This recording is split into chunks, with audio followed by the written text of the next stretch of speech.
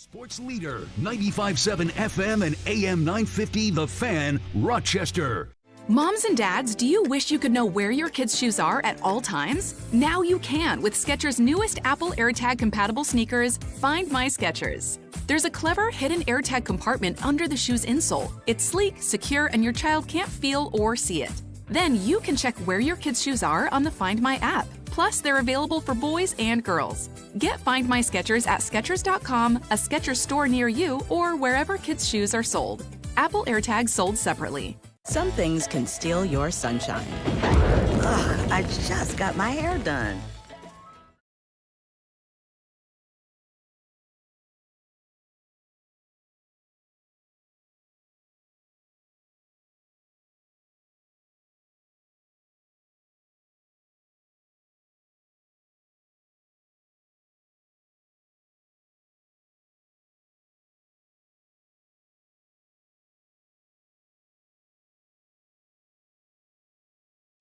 Rochester and streaming online and in the Odyssey app at The Fan Rochester. The sports leader, 95.7 FM and AM 950, The Fan Rochester, an Odyssey sports station.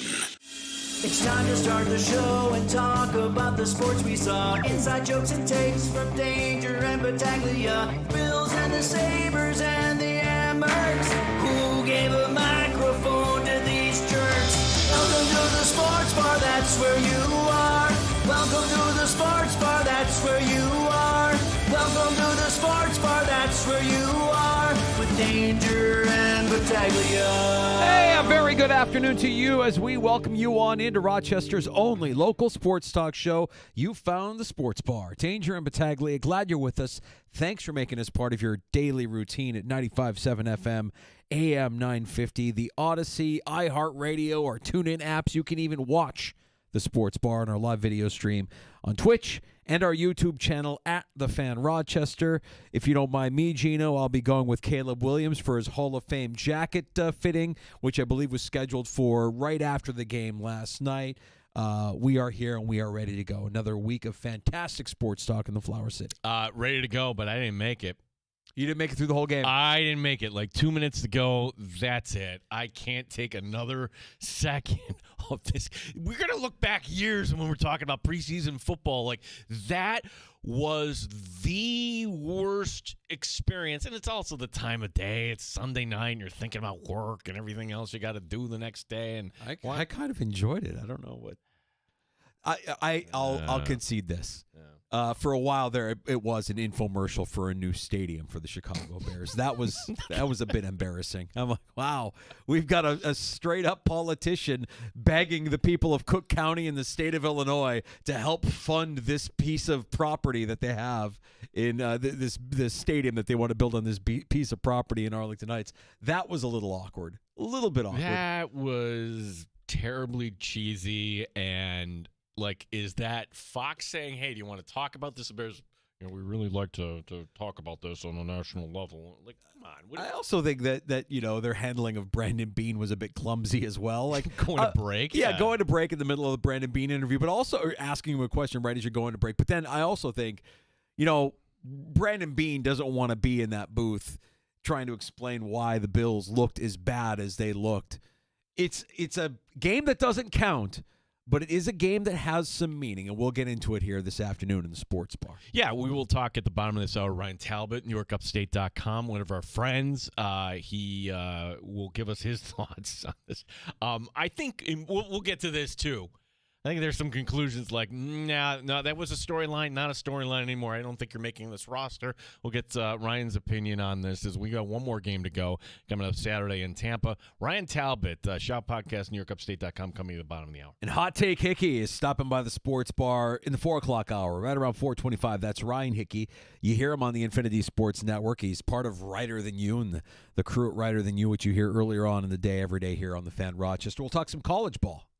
Why don't we start college football like this weekend? Like if the NFL is going to use this schedule where, all right, like really like college football doesn't want to go head to head against preseason NFL football. Is that it? We've got some week 0 this weekend. Yeah, can we have more week 0? Yeah, I mean, but to tell me you didn't get fired up seeing the promos for Texas, Ohio State. I mean, I've got that now like, oh, Oh, I'm watching. I can't wait. I'm so excited for that. Is like, honestly, that has to be the biggest opening week matchup ever. A 3 versus a 1? Yeah, but see, now this is where our paths will diverge. It's not lethal losing in September. No, I get It's it. not like that used to. It would have meant the world. Like, oh my gosh, what is going to be the implication for this? But if you want to drum up some enthusiasm for your sport, for college football, if you're a college football enthusiast, a fan, I don't know that you could start off a season with a better game than that, which, and rightfully they're promoting the hell out of that. That's going to be a lot of fun. Danger. Who's Steve Angeli? Not to put you on the spot. Steve Angeli. Is that a guy that you're going to go in, cut your hair, Steve Angeli? Hey, of course Steve Angeli's cutting my hair because he's Italian. Steve Angeli is your new starting quarterback for the Syracuse Orange. Oh, he's got some big shoes to fill. I mean, there were a few seasons there with our boy Tommy Cutlets. And we had some memories with Tommy Cutlets. He's got some Steve Angeli. You know the drill. You know what you need to do. 14.5 points, Danger. You're willing to lay that? Of course he's the starting quarterback at Syracuse because he's Italian. We had Carl Jones on with us Friday talking about the Bills, but then Carl played for the Orange. So we had to, he's like, oh, I'm glad you asked, and then he's like, oh, don't be surprised if you look up the scoreboard. I'll be surprised. Oh, yeah. I'll be surprised if they're keeping that one close. Oh, come on now. That wouldn't we have Steve Angeli. Well, this is before we've seen anything of Steve Angeli. We don't want to discount our Paisan behind center. We'll see how that all goes. But we will talk college football with the Hickster, Ryan Hickey. He's stopping by at 425. We have time for your calls at 866-4326. You can pull up a stool and join us here in the sports bar, 585-866-4FAN. You'd think multiple things can be true. I am totally fine with Sean McDermott turning into Sean McVay last night, meaning I'm not playing anybody. And I like how people are pointing out, a limited number of starters. There was one. I counted one starter out there, Taylor Rapp. Everybody else, you've got the night off. Cole Bishop. Excuse me, Cole Bishop. Yeah, Taylor Rapp I don't think was out there. But, yeah, when you had that opening drive, and Bishop looked out of place. I mean, Bishop didn't look like he's a starter. And Hamlin, I think a lot of Bills fans, great story, love him, but I think we've seen enough. I don't know that we need to see any more tomorrow. They're playing so far off the ball. I just think that if there was a weakness for the Buffalo Bills going into training camp, it was identified as their secondary. And I think that as we're talking today, that weakness still exists. There's still a lot of question marks there. It's thin in the secondary. And you could say, well, you didn't have Benford. You didn't have Rapp. You certainly didn't have Tre'Davious White. Okay, all fair points, but Dane Jackson, that's another subpar game where I'm wondering, all right, like, do you even bother with a practice squad spot for Dane Jackson at this point? If there is a corner, a veteran, or somebody who gets cut, or maybe like one time the Bills were thin on the line. They traded for Ryan Bates. They just did hey, we're not going to keep this guy. Is there a position right now the Bills could trade for some other body? I think that is the one position right now, Danger. Maybe it's all fine, but Joe Andreessen didn't look great last night. He looked mortal. Yeah. He looked mortal. He looked just an inch or two too short and a little out of position. A fundamental play where he, bit on the quarterback rolling out, leaving a wide receiver wide open, and an easy big gain for the Bears offense there. So, yeah, Andreessen kind of getting away from some of the fundamentals. Just overall, a disappointed Sean McDermott. This isn't the standard. And again, yes, it doesn't count, but there is meaning to it, and you have to worry about some of the depth. Vandemark had a bad night. That's a guy that did start last year when needed, and he was bad last night. 2 straight false start penalties on the first offensive series. Where's your head at? Playing left tackle there. That was a rough outing for Vandemark. So I think that if you have a concern after last night's game, it's the secondary, but I think overall it's just depth. It's that some of these guys, if they are tapped on the shoulder to go in, you're going to hold your breath a little bit and hope that it works out, because last night was a poor showing. Yeah, I mean, and Tasker pointed it out, if you were listening last hour too, it doesn't help that you really didn't have a pass rush last night either. So it all kind of works together. 38-0 ended up being the final. And if you turned it off, I don't blame you. I did with 2 minutes to go. I'm like, okay, I can't take any more of this. There is one battle I think we're ready to call. Like, Mike White had an opportunity last night, just did not look good. Danger, are you ready to say that Mitchell Trubisky has won the number 2 job? Yeah, I am. I think Mike White, you need better than that. 4 of 11, 54 yards. I'm kind of over Elijah Moore. Another couple of drop passes. That you got to make some plays. I mean, ball hits you in the hands. You're not doing Mike White any favors. Well, because when we're exploring how do they find room for Tyrell Shavers on this roster, because Shavers plays special teams. He does some things at wide receiver he'd be really good to have around. Well, we were just kind of going down the path of how do they move Curtis Samuel. I don't know if they're moving Curtis Samuel. Curtis Samuel's dead cap figure is not movable. Elijah Moore's is 2.5. And I don't think he's on the right now. You really have to show something. Are you keeping 6? If you're keeping 6, is it Shakir, Coleman, Palmer, Moore, Samuel, Shavers, with Shavers being the guy that plays teams? I think that's probably what you're doing. That's it, yeah. Keeping 6, right? I mean, I think in the past, that's something they haven't done a ton of in the past. So you really, if you're Shavers, you really have to excel in special teams to get that 6th spot. Chenault could be a guy. Codrington can't play defense. No. Codrington is... That was the first thing, like, oh my gosh, they're starting Codrington, then realize, yeah, okay, this is not going to look good. No, it was bad. I mean, look, again, you're playing against starters, but if you're Codrington and you get tapped on the shoulder during the season, guess what you're doing? You're playing against starters, and that wasn't very good. He was not very good last night on defense. He's a specialist. So I don't know if Chenault did anything to separate himself as far as trying to secure a roster spot over Brandon Codrington in the return game. But I would say Shavers probably does have a good chance now. Mm-hmm. And maybe you can keep 6 with Shavers being that 6th wide receiver who also, excels at special teams. I've seen enough of Zach Davidson. He can go. We don't, if Haas is your guy, because he adds that kind of Alec Anderson, big man, if you want to run 2 tight ends, you can run Haas out there instead of Alec Anderson.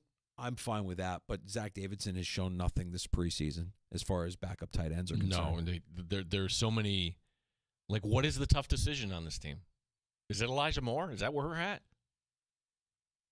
Yeah, I mean, it's money related. Is it the backup quarterback? I mean, Trubisky and White, and I think last night Trubisky kind of sealed that. I'm not going to call it. There's one more preseason game to go. And it remains to be seen how much we'll see of the starters. But, yeah, last night it didn't look like Mike White was ready to be a backup quarterback to Josh Allen. No. You can write to us on Twitter, X, I guess they call it now, the Fan Rochester handle. Chris in Kentucky writing in, Texas versus Ohio State would be a great time for an asteroid to hit Earth. Really? Really? It's because he's an Oklahoma fan. You forget about that. He's an Oklahoma fan. Oh, Chris from South Central Kentucky loves to say Caleb Williams is a traitor. Hate Caleb Williams. He's a traitor. He's a traitor because he left Oklahoma. I'm like, he's not a traitor. He just went to a better program. Get over it. If you're an Oklahoma fan, fine. Be an Oklahoma fan. But I'm a college football fan. I want to see Texas and Ohio State. That's going to be awesome. Caleb Williams is the number 1 overall pick, right? Mm-hmm. And so he took a path in college that led him to be the number 1 overall pick. Yeah. So we're going to criticize him for that. Yeah, we don't like that. No. We don't like that. I mean, your loyalty is to yourself. What? You took a better job, a better path for your future? No. Can't have that. Stay at Oklahoma. Frank Gore Jr. had a nice night. If we want to be positive about last night. you The fumble. Look, I'll say that's more about the peanut punch and defense than it is about Frank Gore Jr. Like, I think anybody is susceptible to a perfectly executed peanut punch. That is not true, Mike Dangers. I've had football coaches tell me the 7 points of pressure that you put on a football, and Frank Gore didn't have that one. If it's just out there, the peanut punch is absolutely something you should be cognizant of. Come on, buddy. Nothing got me more excited than seeing a well-executed peanut punch as they evoke Charles Tillman there. And, I hate to say it, but, like, punter had a pretty good day, too. Brad Robbins had a pretty good day. All right, so that's our highlight. Brad Robbins. Woo. Okay. Do they have some decisions to make if we're talking about the weakness being the secondary? Do they have decisions to make with Cole Bishop? And I only bring it up because Jordan Hancock played well. Jordan Hancock got hurt, though. Did get hurt. That is the one thing, like, when they put him out there, I'm like, I'm wondering. Or even Bishop being out there. I guess Bishop being out there, I think, spoke, right? Like, we need reps. Yeah. You need reps. You need to be out there. You need to get these reps. And you missed all this time in practice and all this time in training camp. And then you see how he played, and you're like, okay, now I get it. Now you understand why you need to be out there, because it's not going to just come to you. There's one idea off the whiteboard. Please, I'm just going to, like, when you write a bunch, you're brainstorming, okay, what do we do at safety? Okay, no, we're crossing this off because I've seen this on social today. I heard a caller refer to this. He hasn't retired yet, Jordan Poyer. No. No. I know Jordan Poyer would love to come back. All right.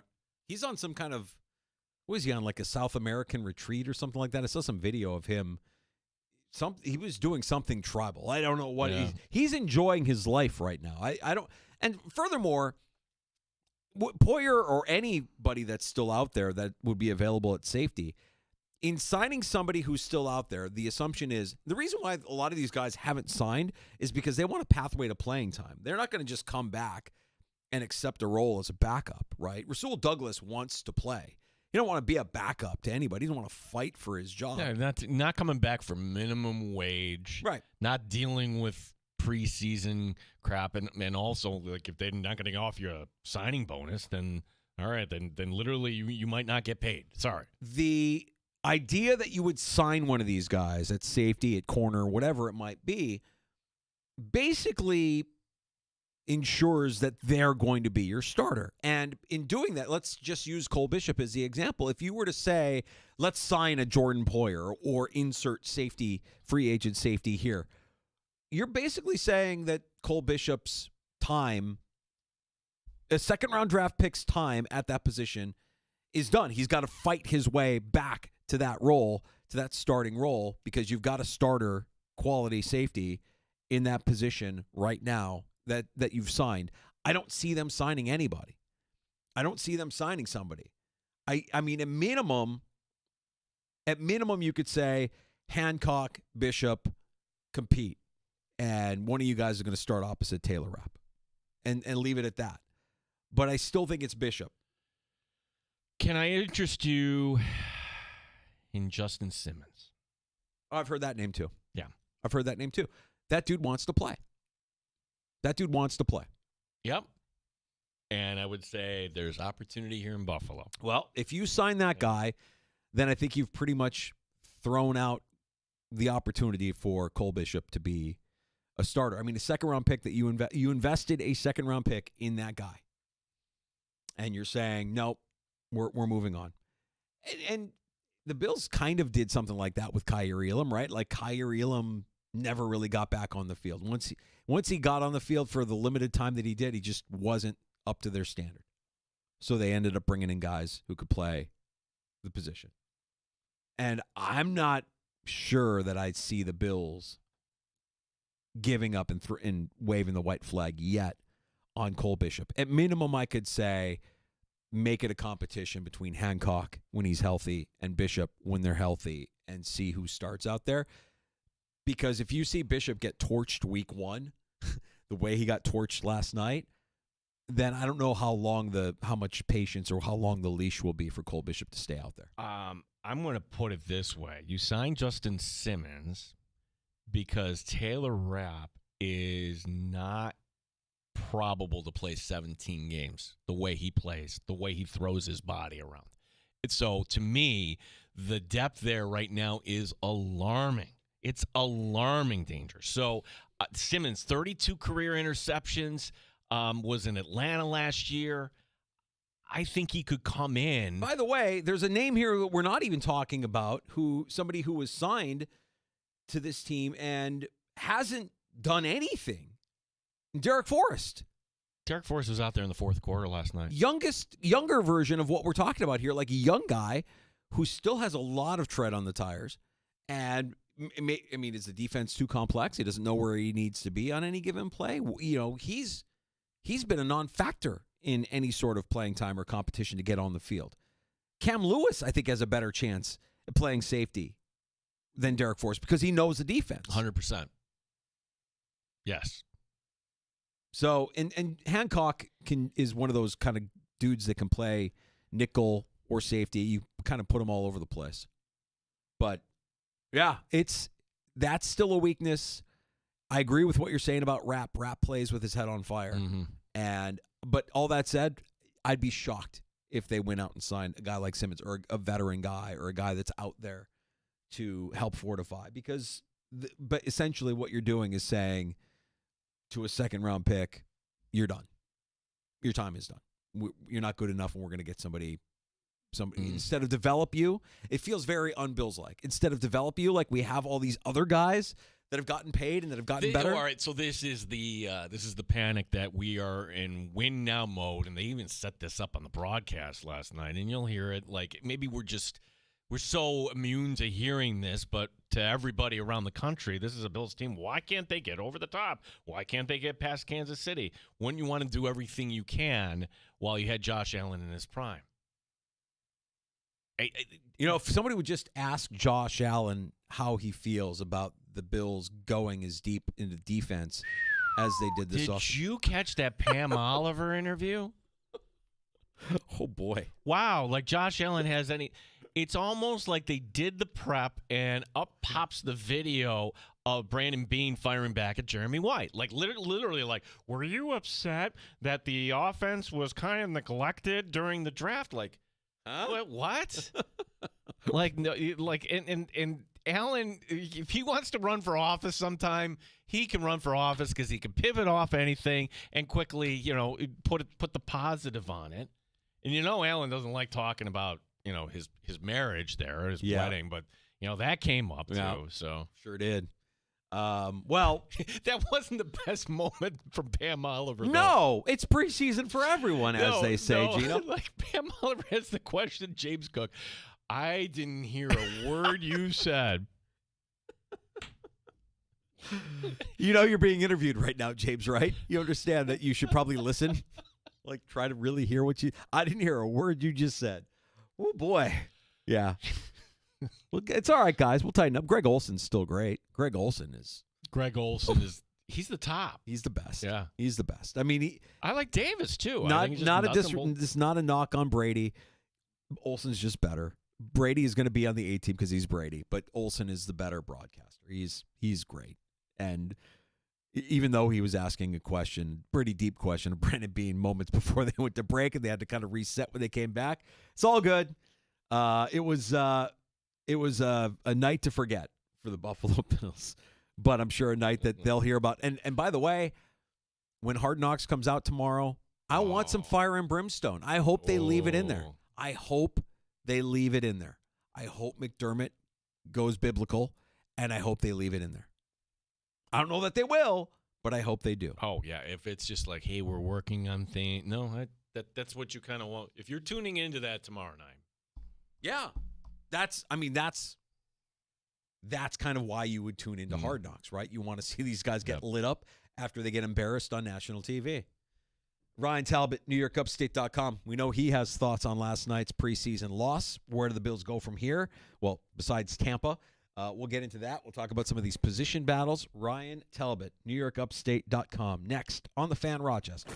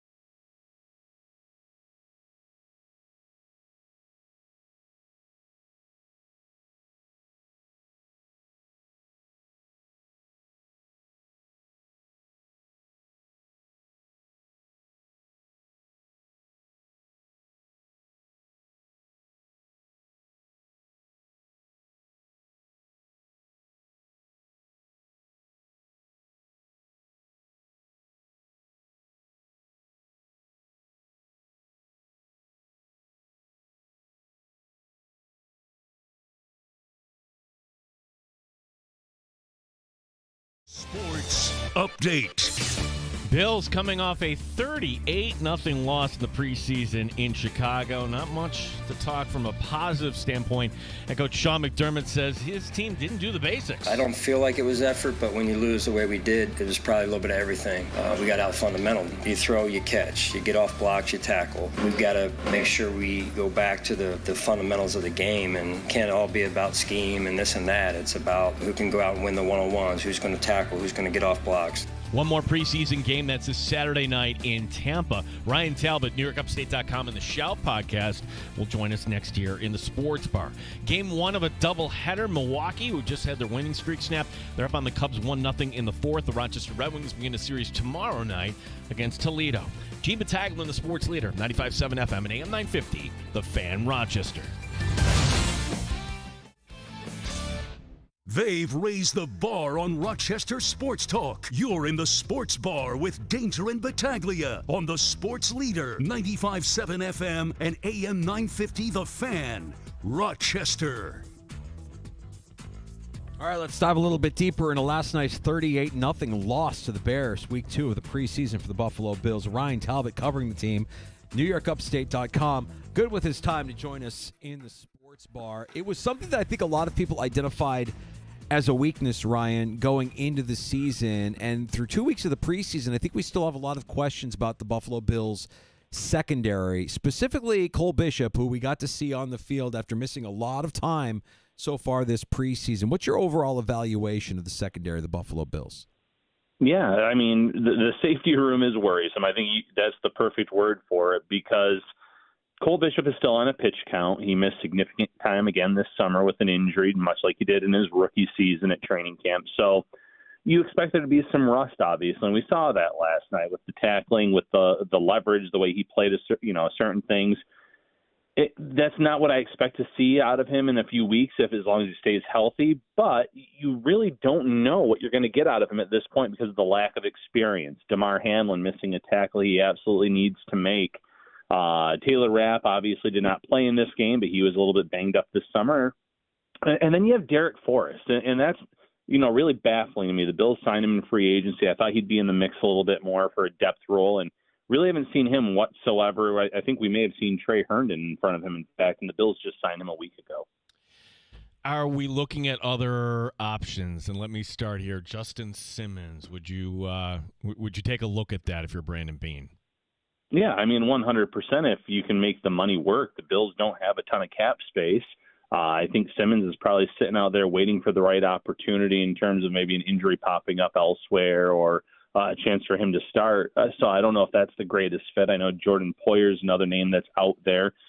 I don't think Poyer is someone that the Bills would sign necessarily right now, but after roster cuts are made, could they add him to their practice squad, kind of do what they did with Micah Hyde a year ago and tell him, as soon as there's an opportunity to elevate you to the main roster and give you some playing time, we're going to do that. That's a more likely scenario just because of the learning curve or lack thereof, because he knows the system so well.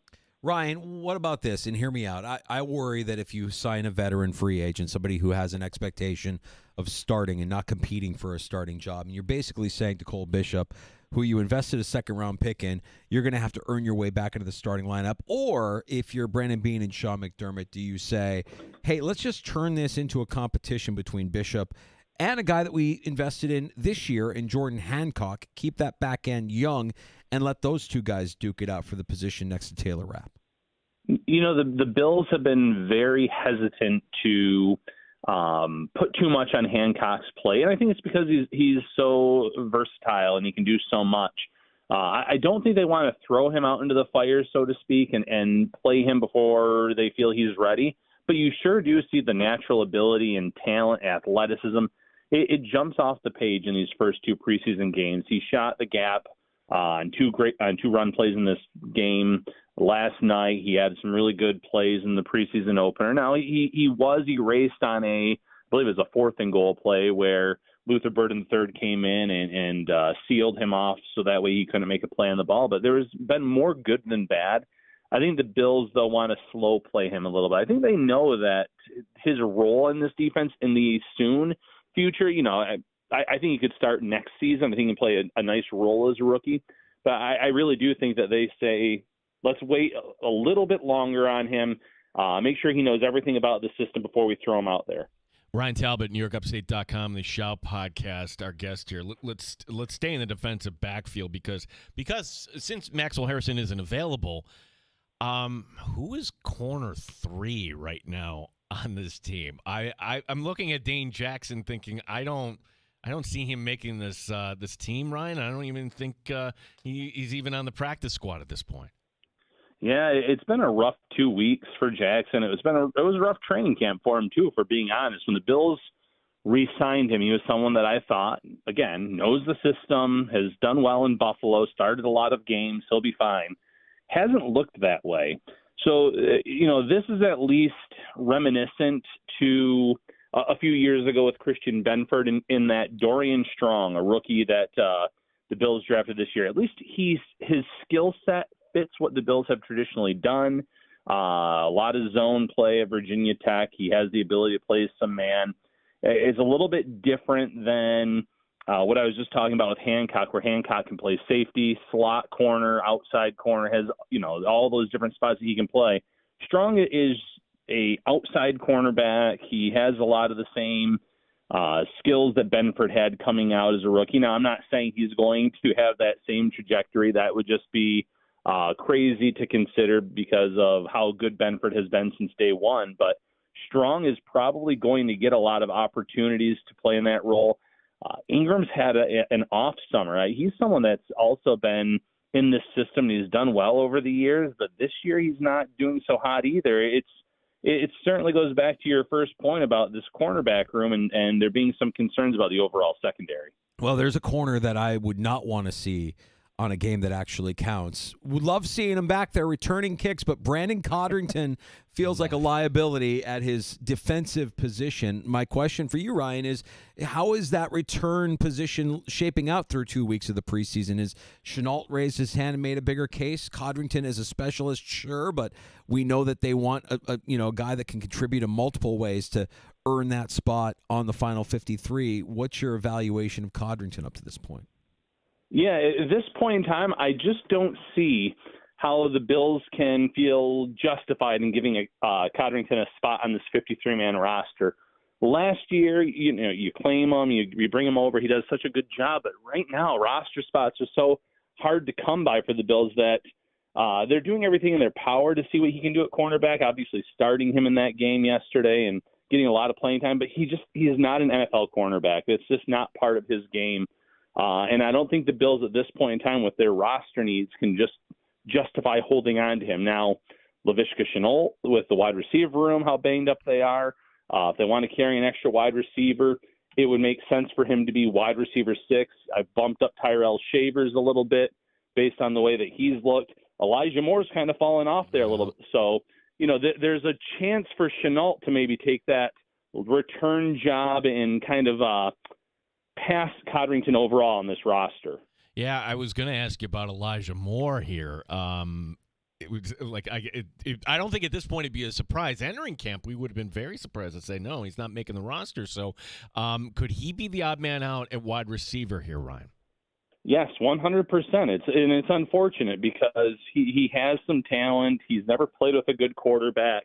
He did some things in the last 2 years that were pretty impressive based on, again, the poor quarterback play that he had to deal with. But you look at his performance last night, some bad drops in that game, and the one catch that he makes, he runs it in the wrong direction. You're not supposed to go to the outside on those quick throws. You're supposed to go right upfield. We've seen it a million times with Khalil Shakir, and I know the time element, it was the first half. Late in the first half, I should say, he was probably trying to get out of bounds, but in doing so, he put Zach Davidson in a really tough spot where Davidson accidentally grabbed the face mask of the defender and they got penalized on that. So even when he's catching the ball, he's making the wrong read with it. So he hasn't necessarily done enough in my book through 2 weeks of the preseason to justify a spot on this roster. Ryan, what about the backup quarterback position and the competition between Trubisky and Mike White, who wasn't solid last night? A couple of drops by Moore didn't help his case, but it feels like Trubisky might be pulling away with that one. Yeah, it certainly seems that way. I thought at halftime that Trubisky was maybe the biggest winner in that game, and he hadn't even suited up yet or played. Mike White What hasn't looked comfortable in the pocket. He's taken some bad sacks where he's just run into. He doesn't have the mobility that Trubisky has. And it's a shame because I thought during training camp, White really did stand out. He was playing a little bit better than Trubisky at that point. I thought a good preseason really would have forced Buffalo's hand, but that has not been the case. So I think right now Trubisky makes the most sense, even if it means the Bills having to pay a couple million extra for Trubisky's services. But let's be honest, if anything happens to Josh Allen, we know this season's essentially over based on the way Trubisky and White have played. So the Bills did have a chance at points last night. In the first half, Cade Davis missing the kick. At what point do we need to see Tyler Bass on the field? If he's not available against Tampa, Ryan, would you be okay with him getting his first kicks in the season when it matters? No, absolutely not. And Sean McDermott said the plan is to have him out there kicking against Tampa Bay in the preseason finale. If he's not out there, you really do have to evaluate who's likely to become available across the league when roster cuts take place, because there are still some competitions ongoing. Who's out there currently on the market?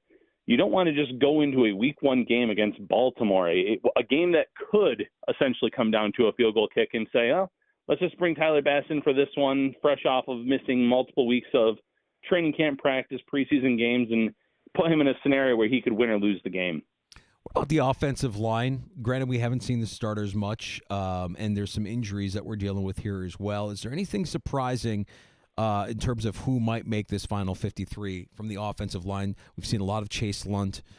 Richard Garage is somebody we've talked about for a couple of seasons now. Vandemark was weak last night. Really didn't like his game at all. Any surprises there, Ryan? Well, after Lunt's great performance in the first preseason game, I like that the Bills played him a little bit at guard and tackle, seeing if he has that versatility. Certainly struggled at guard. That was not part of his college career playing time, so I'm not shocked to see that. But I think he might have done enough to maybe convince the Bills for him to be the final offensive lineman, which gets interesting because then can you trade a Ryan Vandemark for a day 3 pick to a more offensive line needy team? We know the Bills love Tylen Grable, and they have Alec Andrews. They have all these other guys that can kind of come in and fill those roles of, in the case of Grable, swing tackle and things like that. And then one other name, though, Kendrick Green.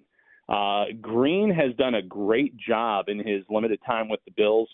Former day 2 pick, was someone that it just hasn't clicked yet for him in his NFL career, but it's clicking in Buffalo. He was great last night in pass protection, and you let him learn from Aaron Cromer. He can play multiple spots on the O-line. I think he's someone that's come in and earned a roster spot. I did like Michael Hoyt, what we've seen of him so far. Ryan, it's like, okay, we're gonna have this conversation here in October when he comes back, but I see why the Bills brought him in. What do you envision his role being here on this team? Yeah, I think he is the first guy off the bench in terms of the edge rush when you have Rousseau and Bosa playing the starting reps. He's the first guy I want off the bench. Through 2 preseason games, he has really stood out for the Bills. Now, I'll say against the Giants, he came really close to a lot of big plays, close to a sack, close to a big tackle for loss in the backfield. And he just kind of whiffed on some tackles. Last night, he was finishing plays. He had the sack late in the first half, created the turnover on downs. He diagnosed a screen pass, which has been the Achilles heel of this defense for years, where, he forced Caleb Williams to ground the ball, essentially, because he knew it was coming up. He read it so well. So been thrilled in terms of Hoyt's production this summer, what he's going to mean. You can see why the Bills went out there and signed him to a 3-year deal despite that, knowing that he was going to be suspended. So a player that I think does a lot of things very well, and he's going to have a sizable role once that suspension ends. Ryan, what do your eyes tell you when you see the rookies out there on the defensive line? Sanders, Jackson, Deion Walker, how they performing so far this preseason? Yeah, I mean, there's still room for growth for all 3. Walker has flashed quite a bit, but he's also been pushed back on quite a few snaps by opposing offensive linemen, which that goes back to the fact that he plays a little bit too high. He's really got to work on that. TJ Sanders has popped quite a bit. I think in terms of overall impact, he will be the rookie of the 3D lineman that has the biggest role as a rookie, makes the most plays as a rookie. Landon Jackson had a few pressures last night.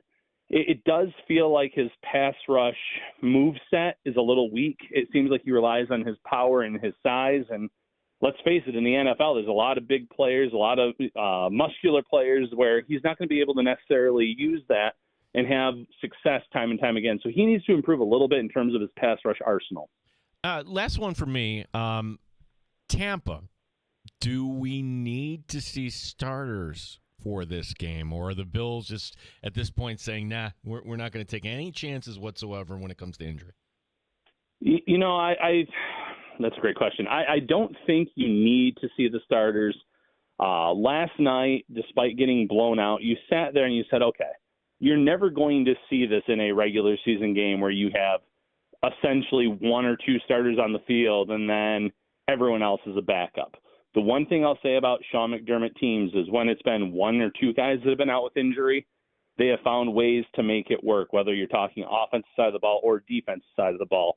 Ryan Vandermark last season against the Chiefs, for instance, and how many games we saw over the years with, insert linebacker here for a linebacker injury, and it wasn't a huge deal. You had A.J. Klein playing significant reps some years and not looking out of place, and cornerbacks over the years. So they find a way to make it work when you're only talking about being down one or two starters. I think last night, just because it was so many backups and so many guys that probably aren't going to even make this roster playing significant reps, that it looks so bad. Ryan, what about some of these injuries going into week 3 of the preseason here as we get closer to week 1 and the final 53? I'm curious as to anybody that might be a candidate to start the season on IR.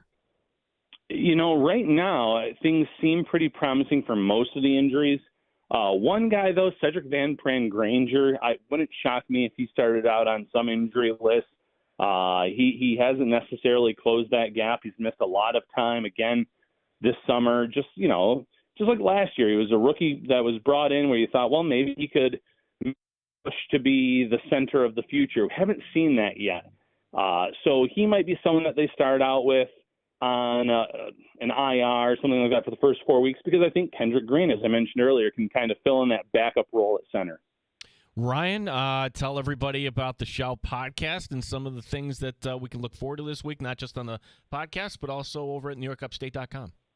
Yeah, absolutely. As soon as we hear from the coaching staff after reevaluating and rewatching that game, Matt and I will get together for a short podcast to kind of talk about what the coaching staff saw, what the players saw. We'll preview this upcoming week 3 preseason game against Tampa Bay. Have fans covered on the website and on the podcast. Multiple shows this week. Ryan, thanks for the time as always, man. Great work. Let's do it again soon. That sounds great. Thanks, guys. Appreciate you. Ryan Talbot, NewYorkUpstate.com is where you can read his work, the Shout podcast, where you can hear he and Matt Perino's takes on the Buffalo Bills. So tomorrow night, they'll edit this down, so you'll see whatever McDermott said in the post game, right? I don't need to see what happened again in the game. Not executing here, missing a block or missing a tackle or whatever it would be. I want to hear what he says post game. Is that going to be edited? What he says to the team? Yeah. I want to. That's a reason to tune in. Will it make the show? I don't know. I mean, we've seen plenty of locker room speeches in good times. Will we see them in really bad times? I don't know. I would think that that's something you would want your fans to see, because it's not going to paint him in a negative light. Everybody saw the game. They did not look good. It's preseason. We're not overreacting. They didn't look good. Second team, third team, doesn't matter. They just didn't look good. So Sean McDermott has every reason to be pissed off. He wants his team to be great, and it's a team. It's not just the first stringers. You can't just lean on the first string. You're going to need these guys. You're going to need a Ryan Vandermark to play better than he did last night. You're certainly going to need Cole Bishop to do more. I think a little fire and brimstone from Sean McDermott, which I'm sure the team heard last night, I think that would make for a compelling episode of Hard Knocks. Absolutely. Yeah, it's going to get me to stay right to the end of Hard Knocks tomorrow night. Mm-hmm. So we'll pick up the storyline. We'll start with Cook. How quickly we move on, right? It's not. I'm sorry, I didn't hear a word you just said. Did you ask a question? Imagine if he did that intentionally. James, it's called an interview. When somebody's asking you a question, you have to be listening. I didn't hear a word you just said. Okay. Because that crowd was so loud in Chicago. Yeah. with Oh, Andrew, just man. a They were raucous like, wow. preseason crowd. Yeah, of course.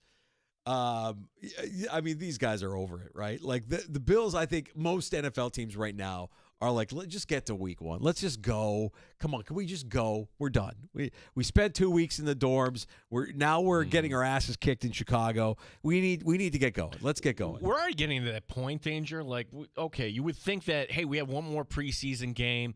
Let's evaluate Dylan Gabriel. Let's evaluate whoever else might be. No.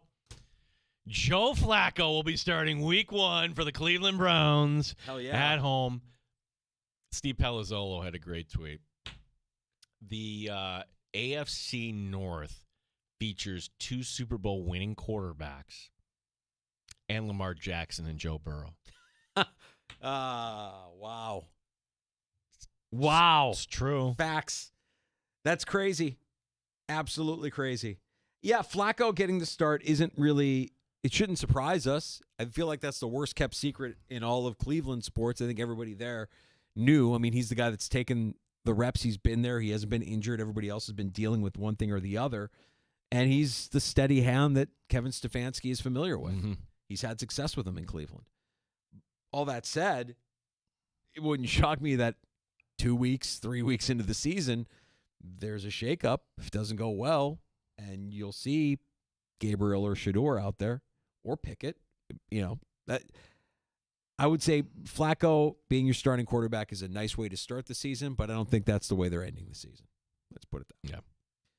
Yeah. We have game tonight. I keep forgetting that. Yeah, we got Commanders and Bengals tonight, and a couple of players on both teams here that might be on the way out. The Bengals are reportedly listening to trade offers for Trey Hendrickson.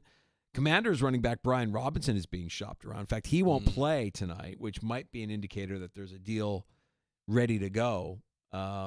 So maybe there's a team that's made an offer for Robinson. It's funny, like if you didn't have James Cook, if that something went really, really bad, we'd be, oh my gosh, the UB product is available. Bring him back home. Right. I always liked Brian Robinson. Yeah, he's third-round pick from 2022 on the last year of his rookie deal.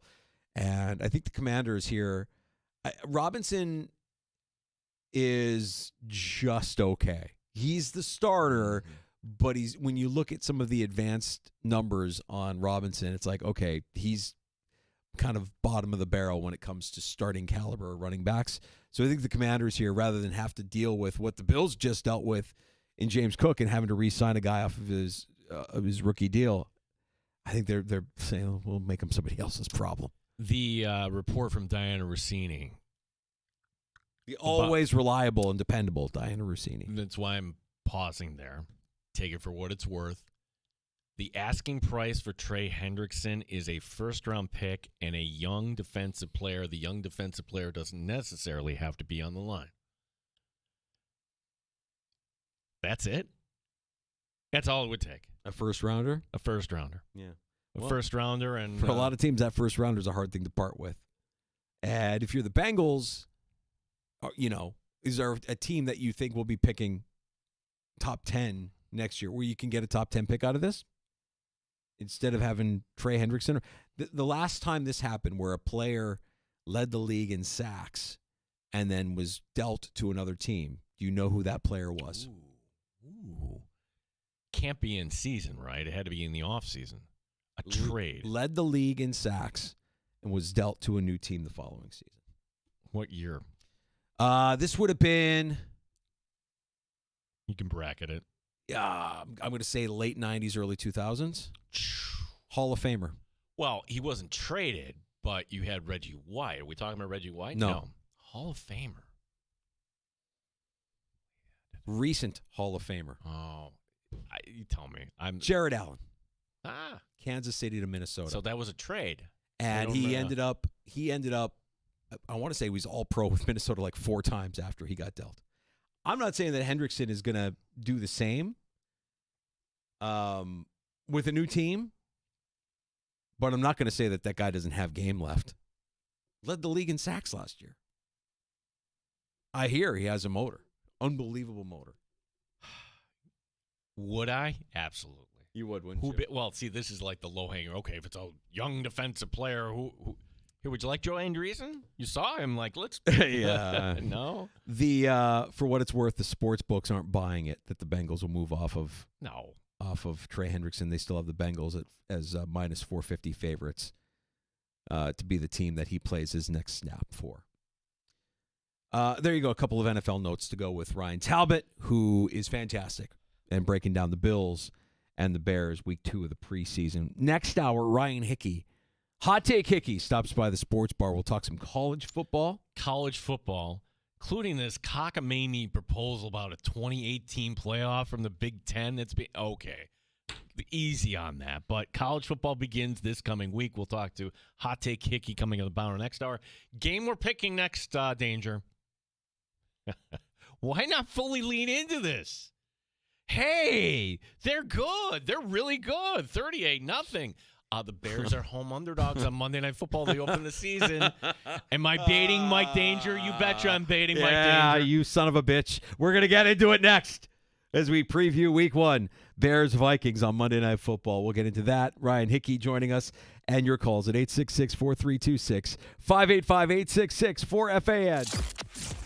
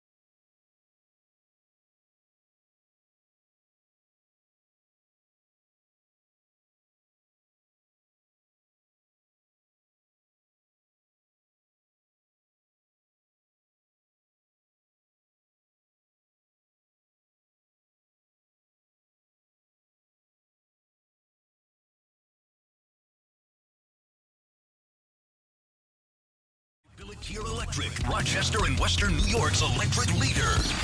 This is The Fan Rochester. WROC AM, WBEE HD2, and W239BF Rochester. The sports leader. 95.7 FM and AM 950. The Fan Rochester. An Odyssey sports station. The Fan Rochester. Sports update. Bills coming off a really bad preseason loss, 38-0 in Chicago. One of the few Bills that had a decent game was wide receiver Tyrell Shavers. It's no excuse at all. We got to come out here. We knew what we were coming out here to do, play football. We just didn't execute today. So we just got to go look at the film and get better really fast. There is one more preseason game for Buffalo. That's Saturday night down in Tampa. We do have a preseason game tonight. It's the Bengals and the Commanders. One game on the Major League schedule. It's game one of a doubleheader. Milwaukee looking to start a new winning streak. They're up 2-0 on the Cubs. They are in the sixth. The Yankees and the Mets both off tonight. Rochester Red Wings beginning a series against Toledo tomorrow. Sports is brought to you by GetMyPerks.com, where today you can save big on golf to Eaglevale. For this and other great deals, log on to GetMyPerks.com. Gene Battaglia, the sports leader, 95.7 FM and AM 950, The Fan Rochester. It's time to start the show and talk about the sports we saw. Inside jokes and takes from Danger and Battaglia. Bills and the Sabres and the Ambers. Who gave a microphone to these jerks? Welcome to the sports bar, that's where you are. Welcome to the sports bar, that's where you are.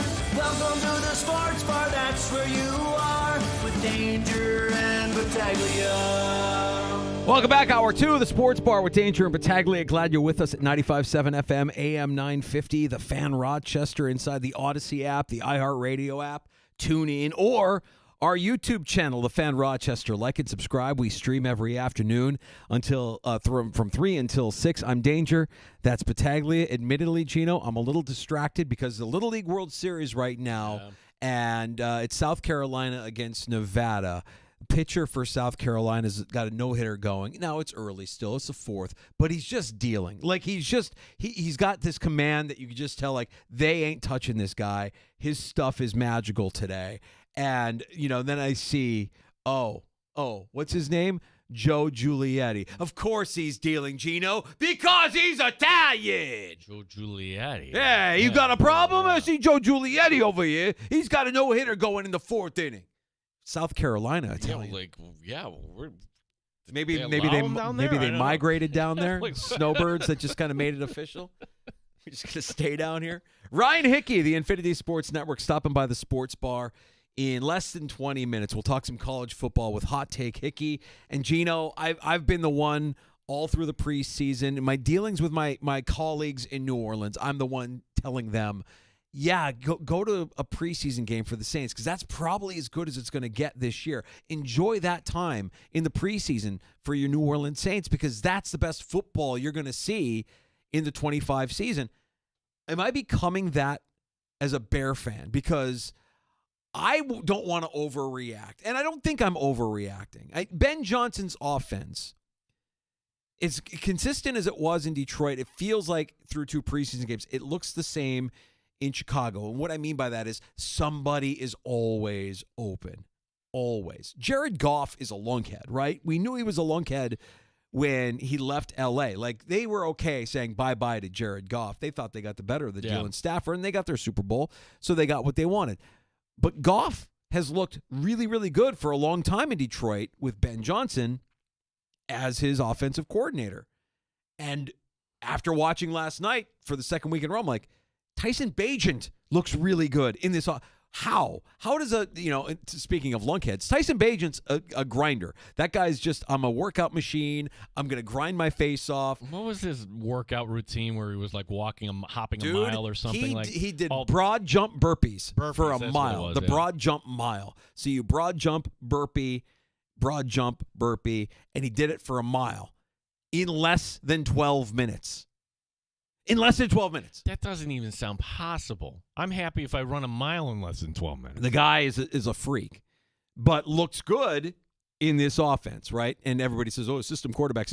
Everybody's a system quarterback. You play within the realm of your system, and this system is really, really good for quarterbacks. Mm-hmm. So even a guy like Tyson Bagent can look good, and I guess I'm trying to temper my enthusiasm, and I know that the regular season is different than the preseason, and I know that when you're playing against backups, you've got a bit of an advantage.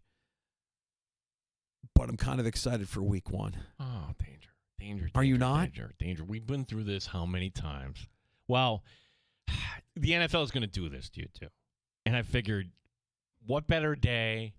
We haven't done this game yet. Your peak optimism. Let's lean into that recency bias, Danger. Yeah. Come on. Bears. Hit me. Oh, Bears getting points at home. Home underdog on Monday Night Football. How many points? What do we have? 2. Okay. All right. But, I don't know if you ever heard the home underdog on Monday Night Football is always a good bet, Danger. Minnesota, the opponent. Ben Johnson knows the Vikings. Against teams not named the Lions last year, the Vikings went 14-1 in the regular season and 0-2 against the divisional champs. Now, I'm looking at the other side of the ball, too. If you're the new Lions defensive coordinator, Dennis Allen, I don't think they talked. They talked Bears. a little bit. Yeah, Bears. Yes, thank you. I'm 0 for 2. I'm not as bad as Joe Davis last night. Struggled. Joe Davis said that Josh Allen winning the MVP, he was the last Bills MVP since Thurman Munson. Eek. Yeah. Thurman Thomas? Yeah. Gotcha. Yeah. It's preseason for all of us, Gino. That's it. Wow. That would be, you're the new Bears defensive coordinator, Dennis Allen. And even though it's now J.J. to McCarthy over Sam Darnold, and what is McCarthy going to do? It doesn't matter. I think it's really kind of plug and play. I don't think anything's really going to change in this Vikings offense. Recency bias be damn dangerous. And I'm not doing this the Curry in favor of you. I'll take the Bears +2. I'm with you. Of course you are. I agree. I don't know what J.J. McCarthy, by all accounts, so far so good. Everything has been great, glowing reviews, and he's in a great system. Kevin O'Connell's system is a good system for quarterbacks. Kevin O'Connell had friggin' Josh Dobbs throwing dimes, right? So I'm not going to discount it, but I also think when you have a 14-win season the way the Vikings did last year, there is some regression in their future. They're not winning 14 games this year with J.J. McCarthy. They're just not. And they wouldn't have with Sam Darnold either. Agreed. Yeah, Sam Darnold, you're maybe getting to 10 wins. It's probably where the Vikings are at, right? The Vikings are not going to fall off the table. But Monday night in Chicago. I mean, the vibes were immaculate last night for week 2 of the preseason. It's going to be ridiculous there Monday night to kick off the season. Emotional night. I'm sure there's a Virginia McCaskey tribute. I'm sure there's a Mongo tribute on deck. Wait a second. You're kidding me. If only they could put a patch on or something like that. You didn't see the patch? That patch looks like it's hiding an insecurity, doesn't it? Doesn't it look like we have to make sure this patch is bigger than anything? It's obnoxiously big. How did the NFL sign off on that? I'm just wondering. I guess first family of the NFL. Yeah. What are you going to do? Say no? She's the daughter of the creator of the NFL. I have no problem with a patch, but when a patch takes up quarter of the front of the jersey, right? It's like if you ever seen like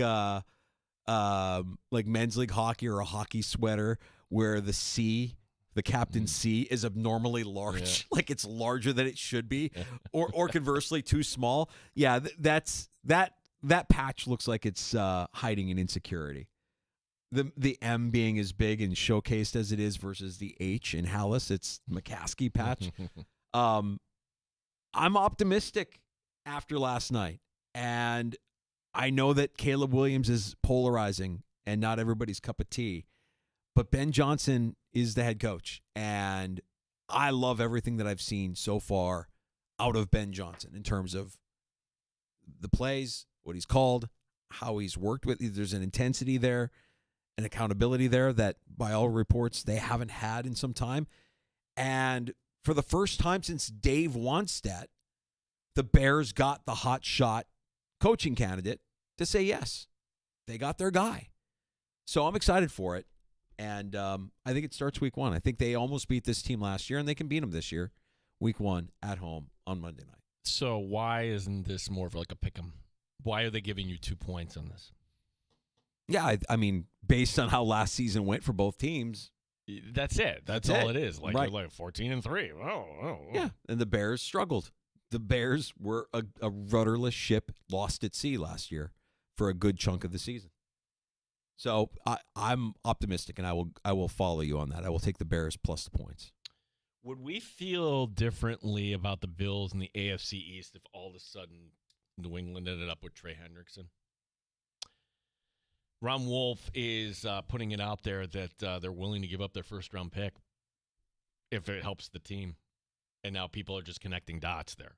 Now, of course, you could just be saying that and just kind of throwing red meat to the fan base and just trying to we're ready to compete. Yeah, let's hit the fast-forward button on this. Would I think differently about the Patriots? I remember when they got Judon and thinking, and Judon made some plays. Judon wasn't a zero for them. I feel like Hendrickson is a double-digit sack guy, much like Judon was when he was there. So I feel like that's kind of what that would be for the Patriots. The $60 million in cap space New England has, I feel kind of skeevy just saying this, bringing up the name Micah Parsons, because I can't see Jerry making that trade. Like, we get back from Labor Day weekend. Is there a Micah Parsons signing? No. Did you see what happened to Abdul Carter in the Jets-Giants game? Did you see Abdul Carter get thrown around by a freaking tight end? Rook. Rook, what are we doing? Rook, come on now. That was bad. Dart looked good again, though. Another good outing for Dart. Daboll staying firm. Russell Wilson is our week 1 starter. Crazy. Crazy, but okay. Fine. Matthew Stafford back practicing with the Rams today. That's good. I didn't want to see him. Like, the way McVay was being all cryptic, we'll have an update on Monday. I'm like, this isn't going to go well. Could it be, and I'm just hypothesizing here, could it be that a veteran, a guy that's been a part of this team now for a while, a guy that brought you a Super Bowl, could it be that you just made some deals with him? Like, hey, look, I want to be your guy, and I will be your guy, but I really don't want to go through training camp. I mean, do we really have to deal with this? Can I show up for the final week of training camp? If you need me the last week of preseason, I'll be there on the sideline in gear, but I'm not really going to play. I'll be ready to go week 1. You know me. I got you a Super Bowl. To bring in that, that spaceship-looking hyperbolic chamber that was on the sidelines, it's a big charade to go through, just to get his back right, supposedly. Or you just kind of maybe you just want the world to know. At this point, yeah, absolutely you don't want him out there. The guy is nails. I mean, I'm not worried about the health of Matt Stafford. If he can go, he's going. He's gotten knocked out of games, knocked out on the field, where you see his eyes roll back into his head. I mean, he's taken an absolute beating his entire NFL career, and when he misses time, it's because he can't go. So I don't know how serious the back injury is. But in my head, I'm like, yeah, a veteran guy like that probably doesn't want to go through the reps of training camp the way everybody else is going through at this point. If he's healthy, they win that division, right? Sure feels like it. Yeah, Seattle is not going to step up all of a sudden. San Francisco, that coach felt like he was on his way out. Maybe they have a little bit of a bounce back, sure. And then if you want to, San Francisco is the closest thing to matching the talent that LA has. I'm not going to go anywhere near Kyle Murray. Oh, Kyle Murray? Kyle Murray. A lot of Fridays are shutting down across the country. I don't know if Kyle Murray, is he looking for a gig? Maybe he's shifting to Chili's, serving up some fajitas. Hey, yes, it's me. It's Kyle Murray. I'm Kyler's brother. I have plenty of pieces of flair. Yes, I never lost a game in high school. This is my resume. This is everything here. I don't know if you know this, but new Madden comes out here in a couple of weeks. I can't wait to play. Play all night if I need to. I'm not going near Arizona either. The talent-wise, it's the Rams and the Niners 1-2. After that, it's debatable. I don't want to sleep on Seattle. I want, if Darnold has, I would like Darnold to have another good year. I would like Darnold to prove that last year wasn't a fluke. Because we all loved that guy coming out of USC. We all thought that guy was going to be a suitable, competent NFL quarterback, and then he saw ghosts with the Jets, like most people do, and we wrote him off. I don't want to write that guy off. I like a redemption story, and this has been fun to watch. He got his, and now can he continue to play at a high level like he did last year with Minnesota? Xavier Howard signed with the Colts today. Like, we talked about how earlier, like, the Bills at safety, are you looking at Justin Simmons? Are you looking at something like that? I would entertain the idea of bringing in a veteran corner just for depth. But, like, as you pointed out, are you willing to take kind of the role where you're not the guy, but we're going to need you to make plays? I don't know the money that the Colts are giving him at this point, but I think the Bills got to try something. I'm fine with the Bills not signing Howard, by the way.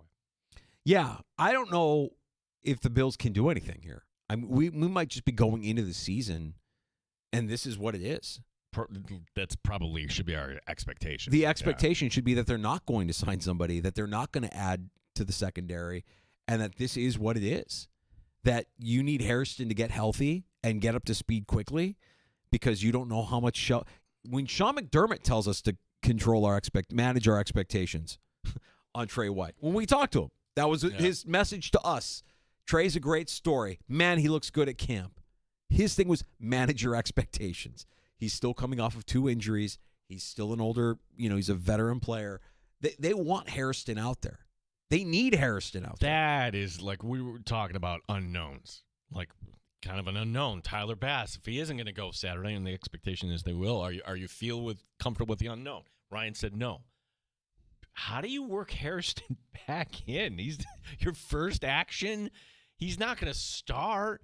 You would just kind of sprinkle him in here and there and give him if you start him on IR and he's got 4 weeks then away. I mean, it remains to be seen, but that's tough. It's a tough spot.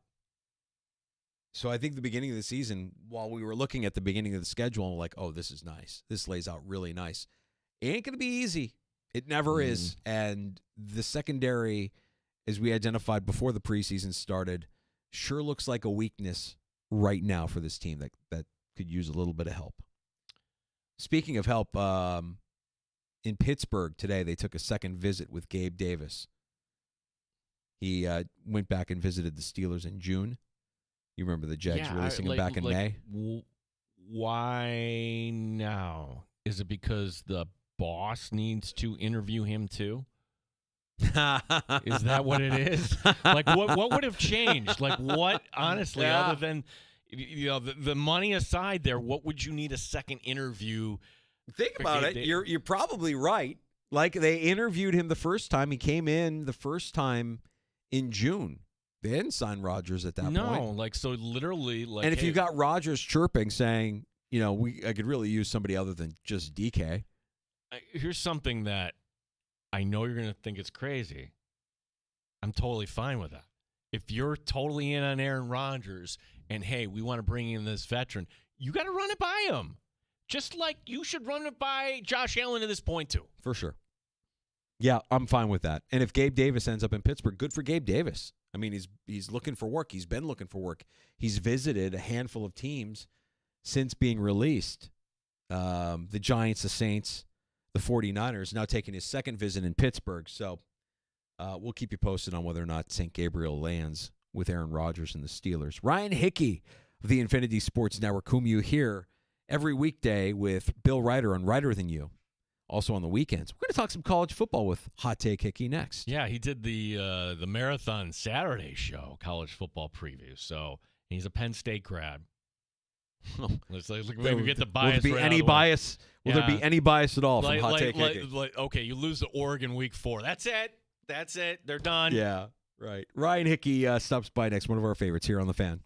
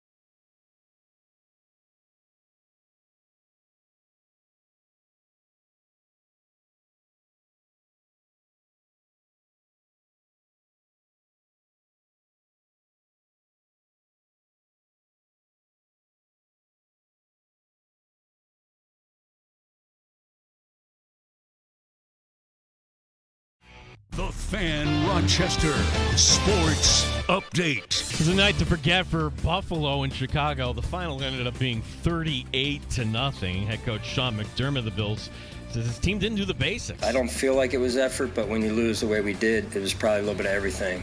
We got out fundamental. You throw, you catch. You get off blocks, you tackle. We've got to make sure we go back to the fundamentals of the game, and can't all be about scheme and this and that. It's about who can go out and win the one-on-ones, who's going to tackle, who's going to get off blocks. One more preseason game for the Bills. That's this coming Saturday night in Tampa. We do have a preseason game tonight. It's the Bengals and the Commanders. Game one of a doubleheader at Wrigley. The Brewers up on the Cubs 3-0. They're in the 7th. Yankees off tonight, as are the Mets. The Rochester Red Wings begin a series tomorrow at home against Toledo. Gene Battaglia, the sports leader, 95.7 FM and AM 950, The Fan Rochester. Neat or on the rocks? It's the Sports Bar with Danger and Battaglia on the Sports Leader, 95.7 FM and AM 950 The Fan, Rochester.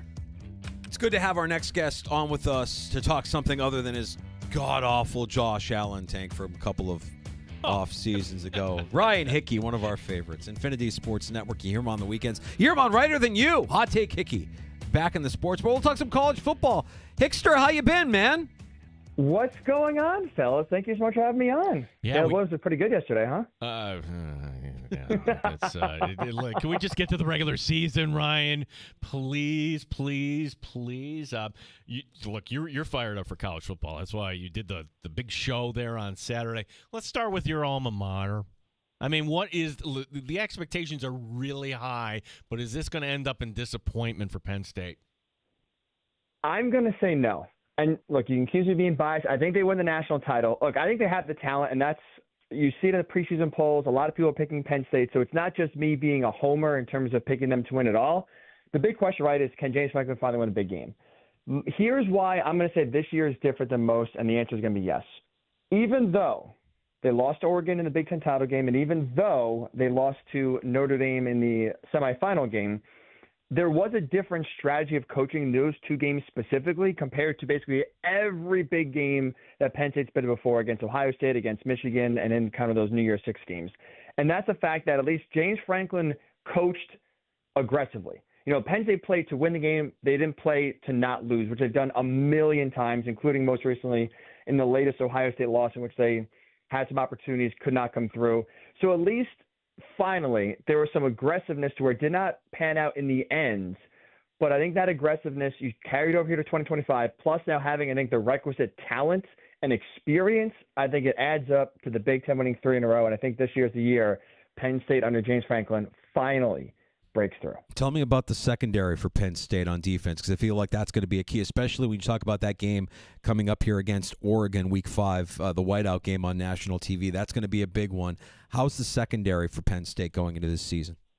I think they're very good. A.J. Harris, one of their corners they got last year, is, I would say, one of the best corners in all of college football. And you have Jim Knowles coming in, who had a very good secondary with Ohio State. I think the front seven for Penn State, especially Denai Dennis Sutton on the defensive line, will get after quarterbacks, which will kind of force and speed up. That's been a strength for Penn State now for a while. They've been a big kind of plug-and-play school when it comes to secondary players, and they've done a great job of developing both corners and safeties. Their coach, Terry Smith, is one of the best in the country. So that's going to be, I think, the biggest strength of the defense, even though they do lose some pieces and there are a few inexperienced guys. But to keep Wheatley's back as a safety as well. So they have some good experience, some legitimate talent. That and the defense line should be the two big strengths for this team this year on defense. One of the things with the playoff, and it's kind of a byproduct, right? These games in September, they don't mean as much. If you lose one, maybe even two early in the season, it's not lethal. But with that being said, Brian, there's going to be a lot of eyeballs week 1. Texas at Ohio State. Give us a thought here. Are we pumping the tires too much on Texas, or are they a legit number 1, would you think, at this point? I think they are legit. I think they're going to win. They're going to go on the road and win at the shoe. And the biggest reason is it's not going to be because of Arch Manning, I don't think. I think it's that defense. Like, everyone is talking about Arch when they talk about Texas. That defense, especially their front seven, I think is the best in the country. They get after you. They are ball hawks. They can go, they have power, but also have speed, go sideline to sideline as well. So they can keep up with Ohio State. That defense, I think, will set the tone, especially with how inexperienced Ohio State is, losing all those starters from last year's national title team, replacing the quarterback, replacing their running back, some offensive line movement as well. And so when you look at Texas, I don't think they're going to really this year, but especially in that game next week, I don't think they're going to ask Arch to do a lot. Like, I think this is a point that's not been talked about enough, but is real. I think will impact how Arch plays in 2025. It's not just him that's new. They have 4 new starters on the offensive line. They still have some receivers that are not exactly the most established, and a running game that's still trying to get there as well. They have 7 new starters on the offense, including Arch. So there's a lot of new there, and I think for college football especially, you see when it's like 18 and 22-year-old kids, when you don't have that much experience and there's still kind of everyone trying to figure out their role and their role in the team, like it's not like you're going to hit the ground running right away. So I don't think we're going to see a barn burner in terms of a score next week. I would say it's probably a little bit more lower scoring, 24-20 sort of deal. And I think Texas's defense gets the job done and kind of shows everyone at least. Yeah, everyone's talking about Arch, but the real reason this team's a national title contender in 2025, it's that defense first and foremost. Ryan, as you take a 30,000-foot view at the SEC, Texas, obviously the number 1 team in the country. Are there surprises? Are there teams lurking, waiting? It feels like the SEC every year has a team or two that could just rise up and surprise you. They do. For me, that surprise in this year is Oklahoma.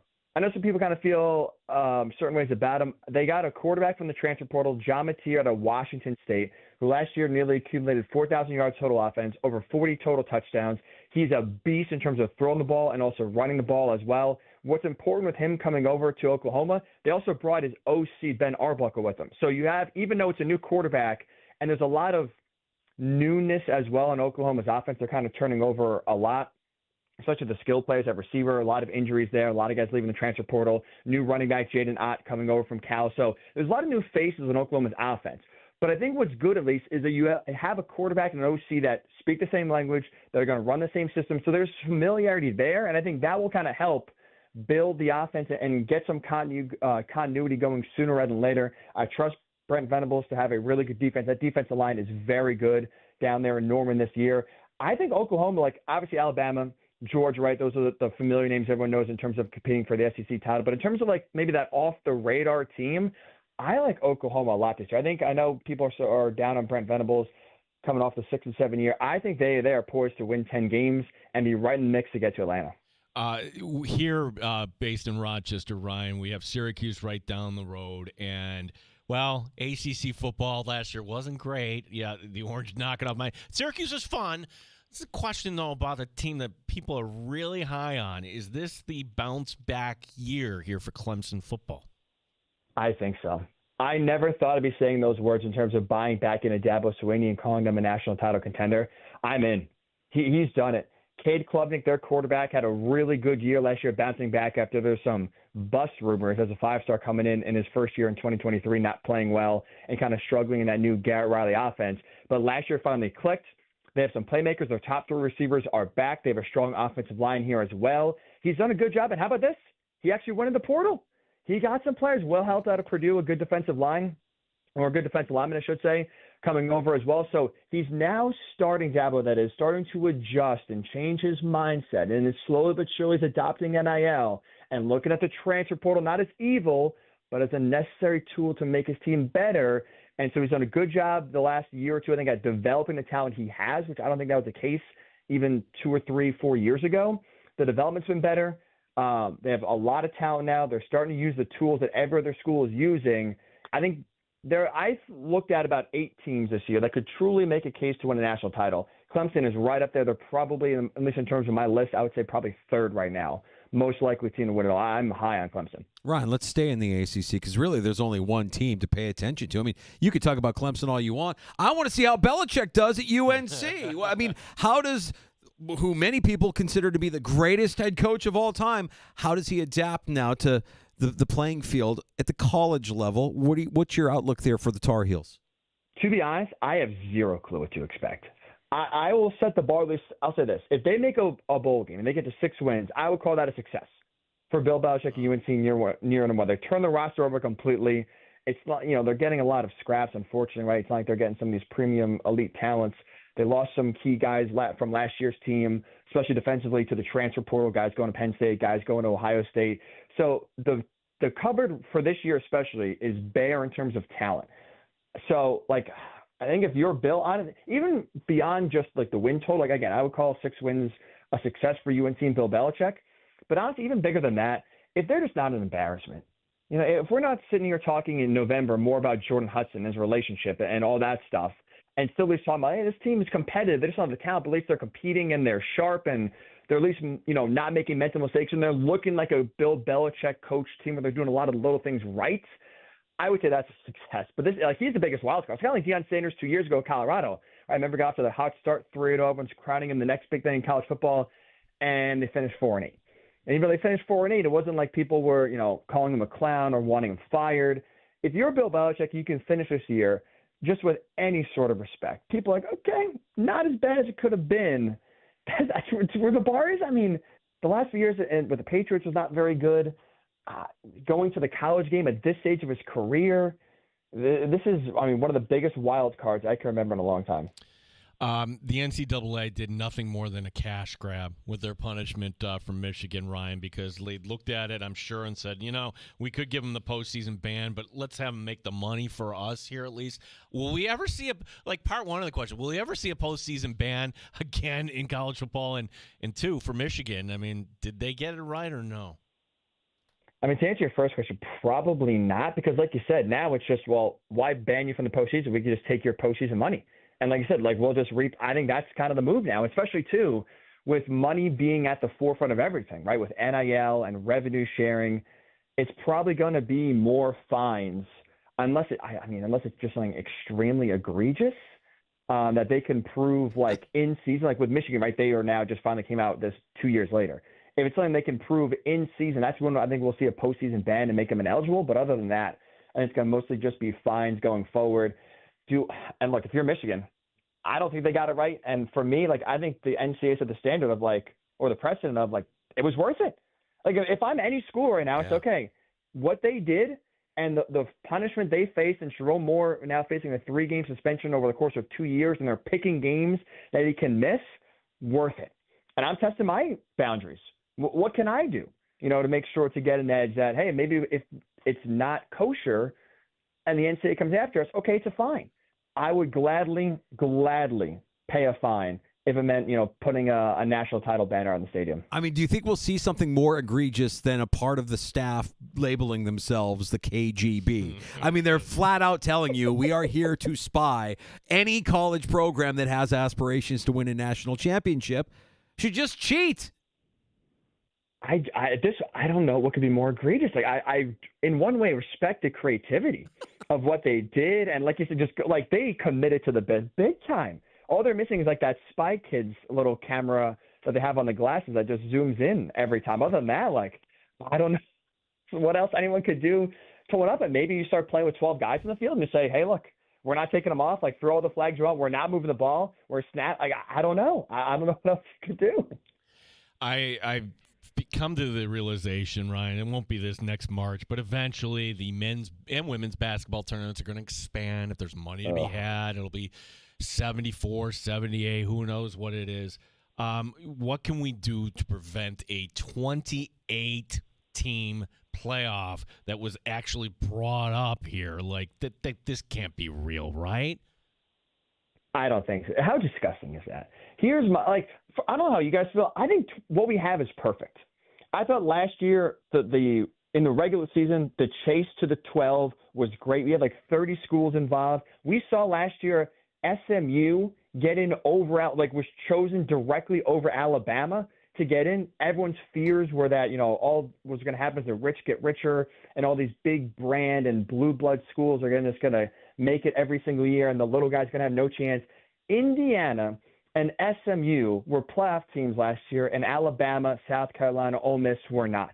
Like, to me, that's a system that's perfect, where you truly can go in and 50, 60 teams say, hey, look, if things break one way, we get the right schedule, we could go 10-2, and we could find ourselves in the playoff. I thought the precedent set and last year was great. I like the adjustment with the seeding as well now, so the top 4 teams get the bye instead of the top 4 conference champions, right? That obviously with Arizona State and Boise State last year kind of set off some interesting playoff matchups. But I think this year is perfect. My fear, though, is that I don't think the Big Ten's actually looking at the 2018 playoff as like a real serious option. My fear is that they are floating this out there to now all of a sudden make that 16-team playoff format they threw out there with automatic qualifiers less intimidating, less daunting, less bad. Oh, okay, 2018, that's bad. Oh, 16, okay, that's not now. That doesn't look as bad. 4 automatic qualifiers instead of 7, where a 7-5 Michigan team would possibly get in. Now it's only the top 4. Okay, that's not as bad. I think this is just a ploy to kind of distract and ease the blow on the initial proposal of 16 teams with automatic qualifiers that also I hate, that also got a lot of pushback because we should not be guaranteeing spots to anybody before a season starts. I think we're all some of us are still adjusting, at least, I think, to the conference realignment and teams like UCLA and USC being Big Ten schools now. Do you see any more realignment, any more shifting of the plate tectonics of college athletics here? Because one of the first objections to it was, oh, that makes no sense. Stanford has to go to Maryland for all these different, like, have we gotten past that? Like, do we realize, oh, there's enough money to afford these cross-country trips? It might not be ideal, but are we past it, or is there more to come? Never say never, but I think we're pretty much good just because you kind of look at it, right? For the most part, there's really, I would say 3 schools that are worth chasing, and really the big ones, right, are the Big Ten and the SEC. Those are the ones that are going to set off another domino by trying to poach anyone else. I think the 3 schools that could be of interest that maybe could swing another, set of realignment is Notre Dame, Clemson, Florida State. Obviously, Notre Dame's the white whale that everyone's chasing. I don't think they're going to go into a conference. I think, a few years ago when all the shifts were happening, Texas, Oklahoma go to the SEC, USC and UCLA initially were the first 2 from the Pac-12 to go to the Big Ten. That was their moment. I think they are comfortable with where they are. I think they see playoff expansion coming on the horizon, so they don't need to get into a conference. I think they're never going to join a conference at this point. So, but that's the team, right? If everyone's chasing, if they knocked on the door ever of the SEC or the Big Ten, say, hey, maybe we're interested in joining, those doors will be open, no doubt about it. Clemson and Florida State, amongst other in the ACC, but I think those 2 are the ones that I think the Big Ten and the SEC would be most interested in, are, banging on the door trying to get out of the ACC. They feel like they're in jail. But that contract they have is like ironclad till 2036, and they have to pay a lot of money if they want to get out of it. And so I think for right now, at least we'll say in the next 5 years, right? Because I think for college football, we can't look really any more beyond that just because things are changing so quickly. So at least for the next 5 years, I'd have, a few small ripples here and there, and Conference USA changing in the Sun Belt Conference, adding a member or 2. But in terms of big-time realignment, I would say in the interim here, the short term, we are done for a little bit. Ryan, a few NFL questions before we let you go. You're a Colts fan. I hope your expectations are low because, Daniel Jones, Anthony Richardson, and the potential of a meddlesome owner. Maybe I'm just reading this wrong, but, just the idea that, she's going to put on a headset, not to call the plays, but just so, she's listening in here and everything. I mean, it doesn't seem dysfunctional to me at all whatsoever, Ryan. We talked to this on the show yesterday. I don't know how you guys feel about it, but when you look around the NFL, I think the Colts have the worst quarterback situation here in 2025 because they don't have the guy. At this point, they do not. Daniel Jones is not the guy. I've seen way too much of him. And Anthony Richardson, I think, has the potential. There's a lot of Josh Allen comparisons because of the physicality and the strong arm, and he's able to run everyone over. He has the tools to be possibly one of the best quarterbacks in the NFL. The problem is he can't stay healthy for how big he is. Gets hurt every single time he's out there, and he's too inconsistent. Can't complete an open pass. One time will drop back, fall away, throw a bomb 50 yards down the field and complete it. The next day or the next pass, he'll miss a guy in the flat wide open by 10 yards. He's just too inconsistent. And so, if you're so there's in one hand a guy who has a lot of potential but can't stay on the field or put it together. The other hand, you have a guy in Daniel Jones who's good enough to win you a few games and kind of fool you into being, maybe we got some here. I kind of compare him to Carson Wentz, where it's he's not the worst quarterback in the NFL. So if you play him, you're going to, win 4 games, get a high draft pick, you're going to move on.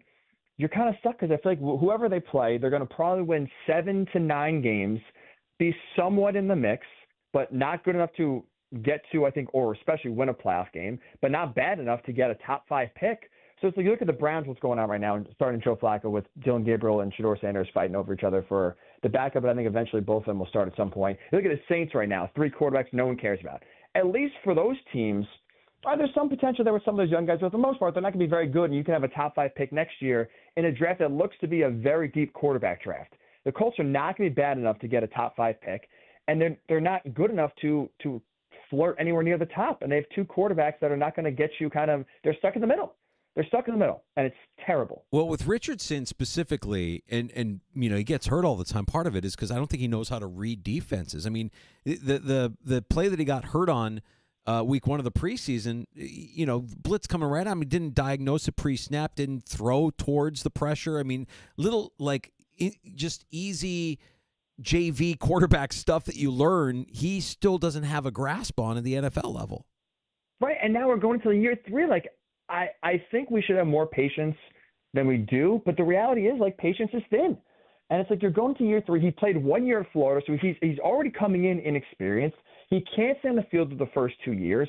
He's very emotionally immature, which is part on the Colts for not identifying that earlier. He's been on the record saying he didn't really know what it took to be an NFL quarterback and how to command a locker room and the work it took and what you're supposed to do. This guy's no idea. But they crowned him as soon as he was drafted. He's the quarterback. They made him a captain. They do all this stuff, and then it's wow, we're surprised that he's not ready for the moment. Wow, yeah, he doesn't really know how to read this defense or know what to do here, or he's not really reliable, or as we saw last year, tapping out. He doesn't know not to do that in that situation. So it's just part of it's on him for sure. He's too inconsistent. He's not put it all together. It doesn't seem like he's putting in the work at times that you want your franchise quarterback to. But also at the same time, the Colts seemingly did not do their homework enough to know what they were getting when they drafted him, have not put him in position, I think, to at least, if he's not ready, sit back, be as ready and prepared as he possibly can. And now this is what happens where you kind of got a guy in year 3 who's still trying to figure it out on the job. He's competing with the guy in Deion Jones who at least has an advantage in the sense of he's played a lot of football, kind of knows what it looks like and knows what you're supposed to do. And they put him in a spot where they kind of hurt him, but they also big time hurt themselves. Ryan, when do the Buffalo Bills, if ever, get over the hump here? Big loaded question here that our audience would love to get your thoughts on. Wow, that's a great question. Well, things change here's what I'll say. I won't put a date on it, but here's what I'll say. I feel like the Bills are always close, but they never make that one move you need to make in order to truly get over the top. It's always, okay, you got 1 foot in the camp of now, 1 foot in the camp of the future. And that's gotten them a ton of division titles. That's gotten them always near the top of the AFC. That's gotten them a lot of home playoff games. But it's I don't think Trey Hendrickson is getting traded, and the Bengals are kind of screwing this whole situation up. But it's there was a point where earlier in March, Trey Hendrickson was out there and could have been traded for.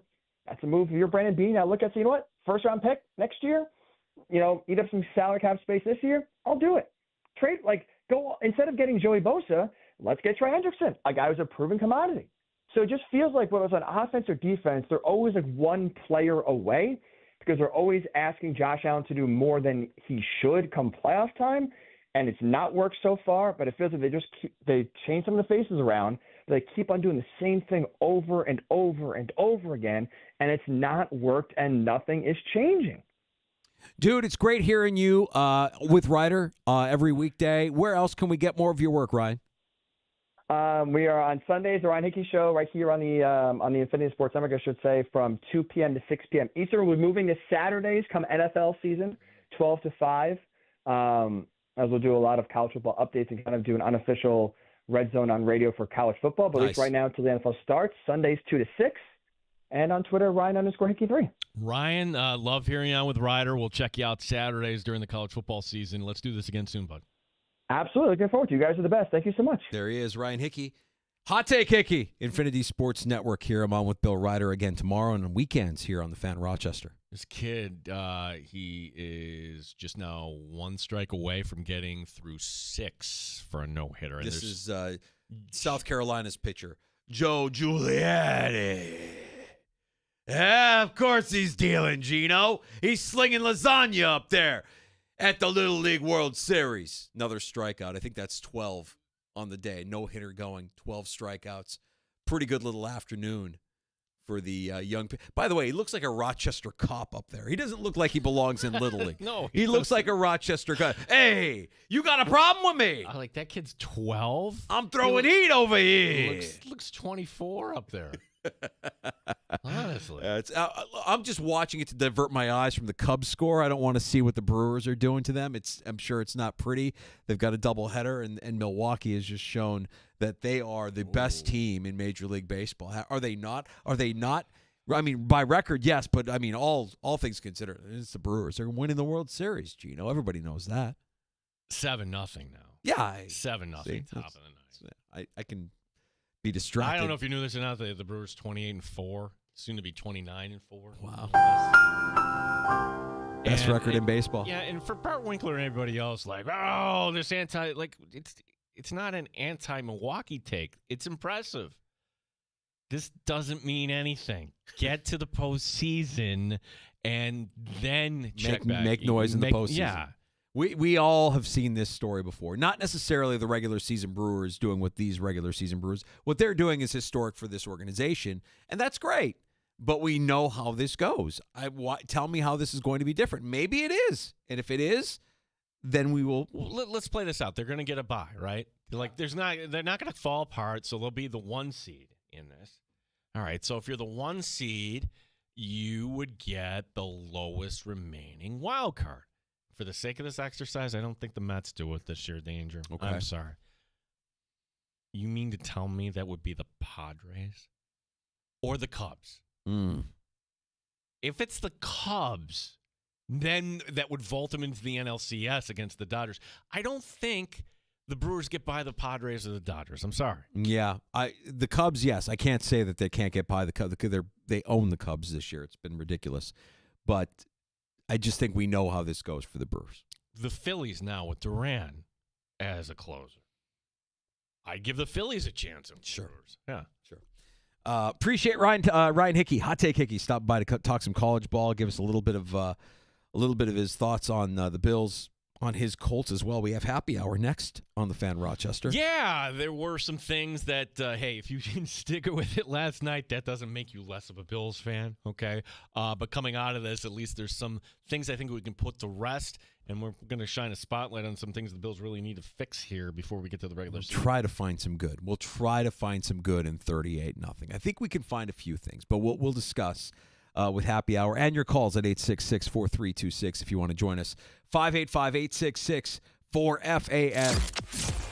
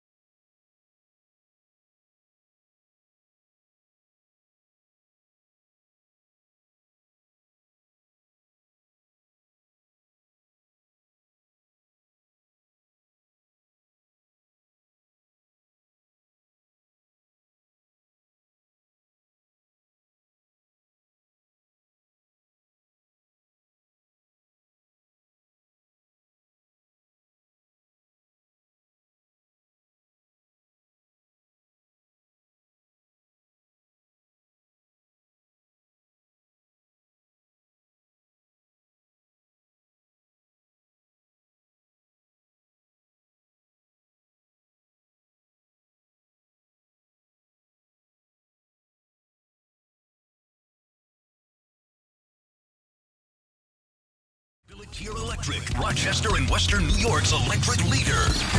This is The Fan Rochester. WOCAM, WBEE HD2 Rochester. And streaming online and in the Odyssey app at The Fan Rochester. The sports leader, 95.7 FM and AM 950 The Fan Rochester. An Odyssey sports station. The Fan Rochester Sports Update. It was a night to forget for the Buffalo Bills in Chicago. The final ended up being 38-0. One of the few Bills who had an okay game was wide receiver Tyrell Shavers. It's no excuse at all. We got to come out here. We knew what we were coming out here to do, play football. We just didn't execute today. So we just got to go look at the film and get better really fast. One more preseason game that's coming up this Saturday night in Tampa. We do have a preseason game tonight. It's the Bengals and the Commanders. One final for Major League Baseball. Game one of a doubleheader. Milwaukee trying to start a new winning streak. They beat the Cubs 7-0. Blue Jays tonight begin a series in Pittsburgh. The Red Sox are hosting Baltimore. The Yankees and Mets are both off tonight. Rochester Red Wings off as they typically are on a Monday. They begin a series at home tomorrow against Toledo. Gene Battaglia, the sports leader, 95.7 FM and AM 950, The Fan Rochester.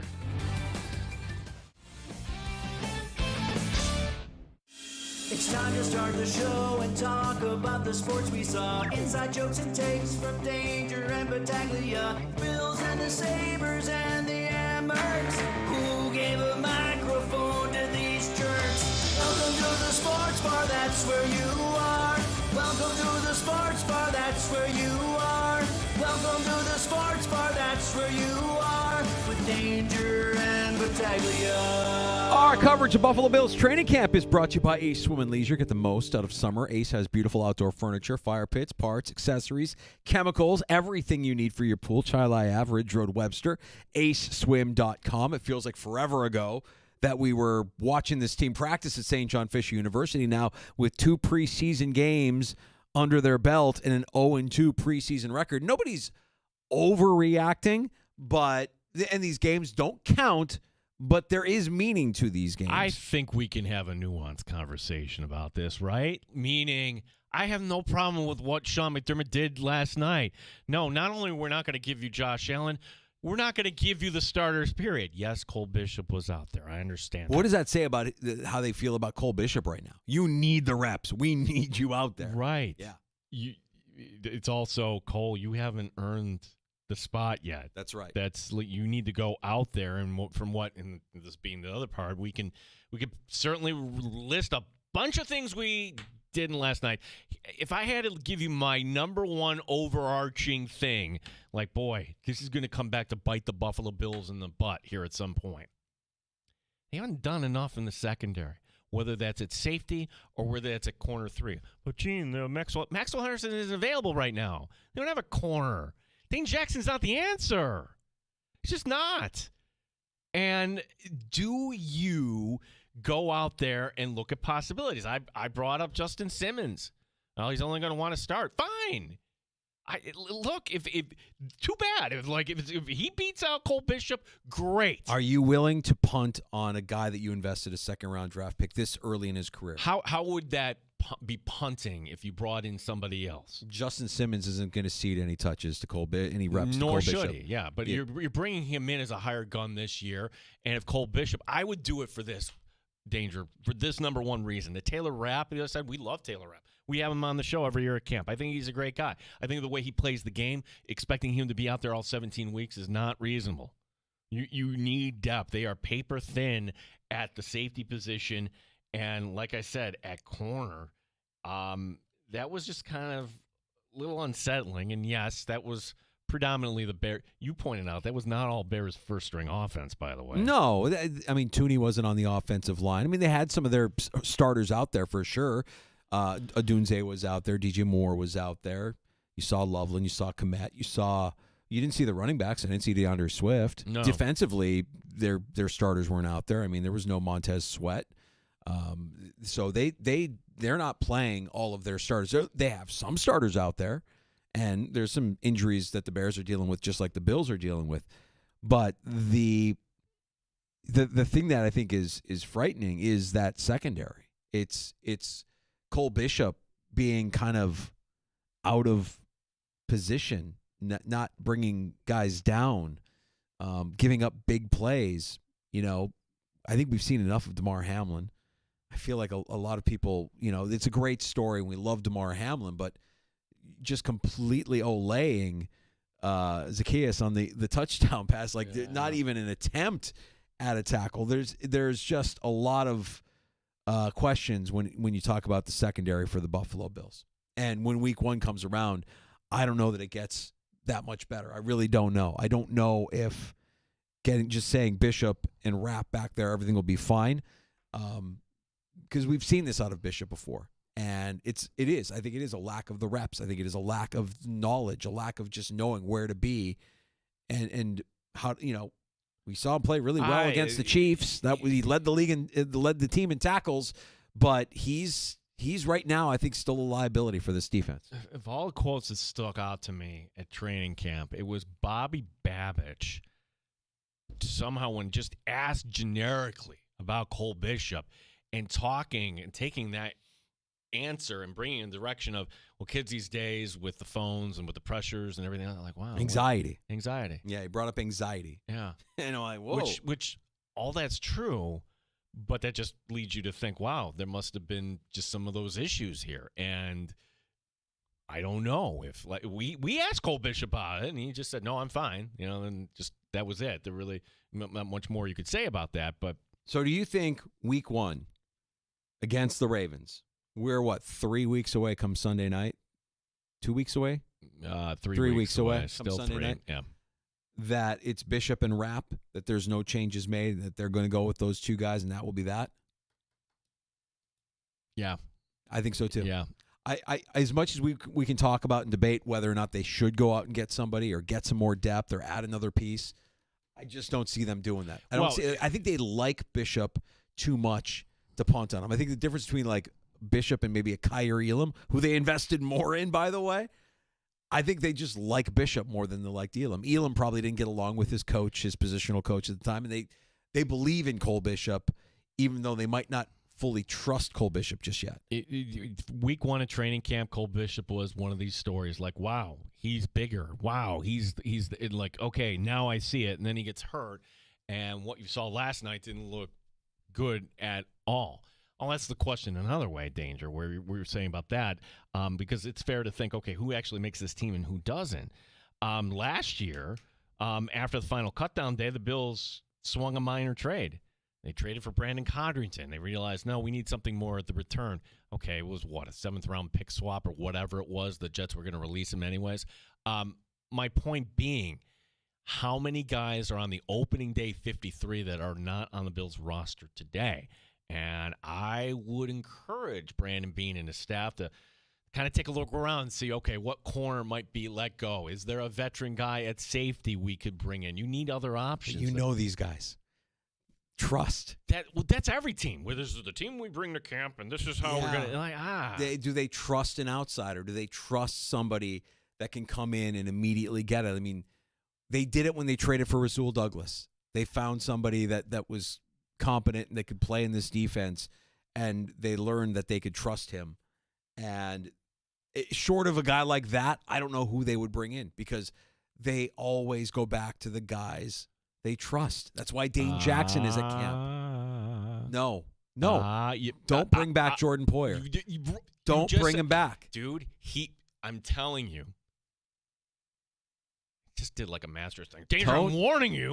You can warn me. Don't tell me that's the answer. He is going to be this year's Micah Hyde. Dude. He's going to be this year. He hasn't retired.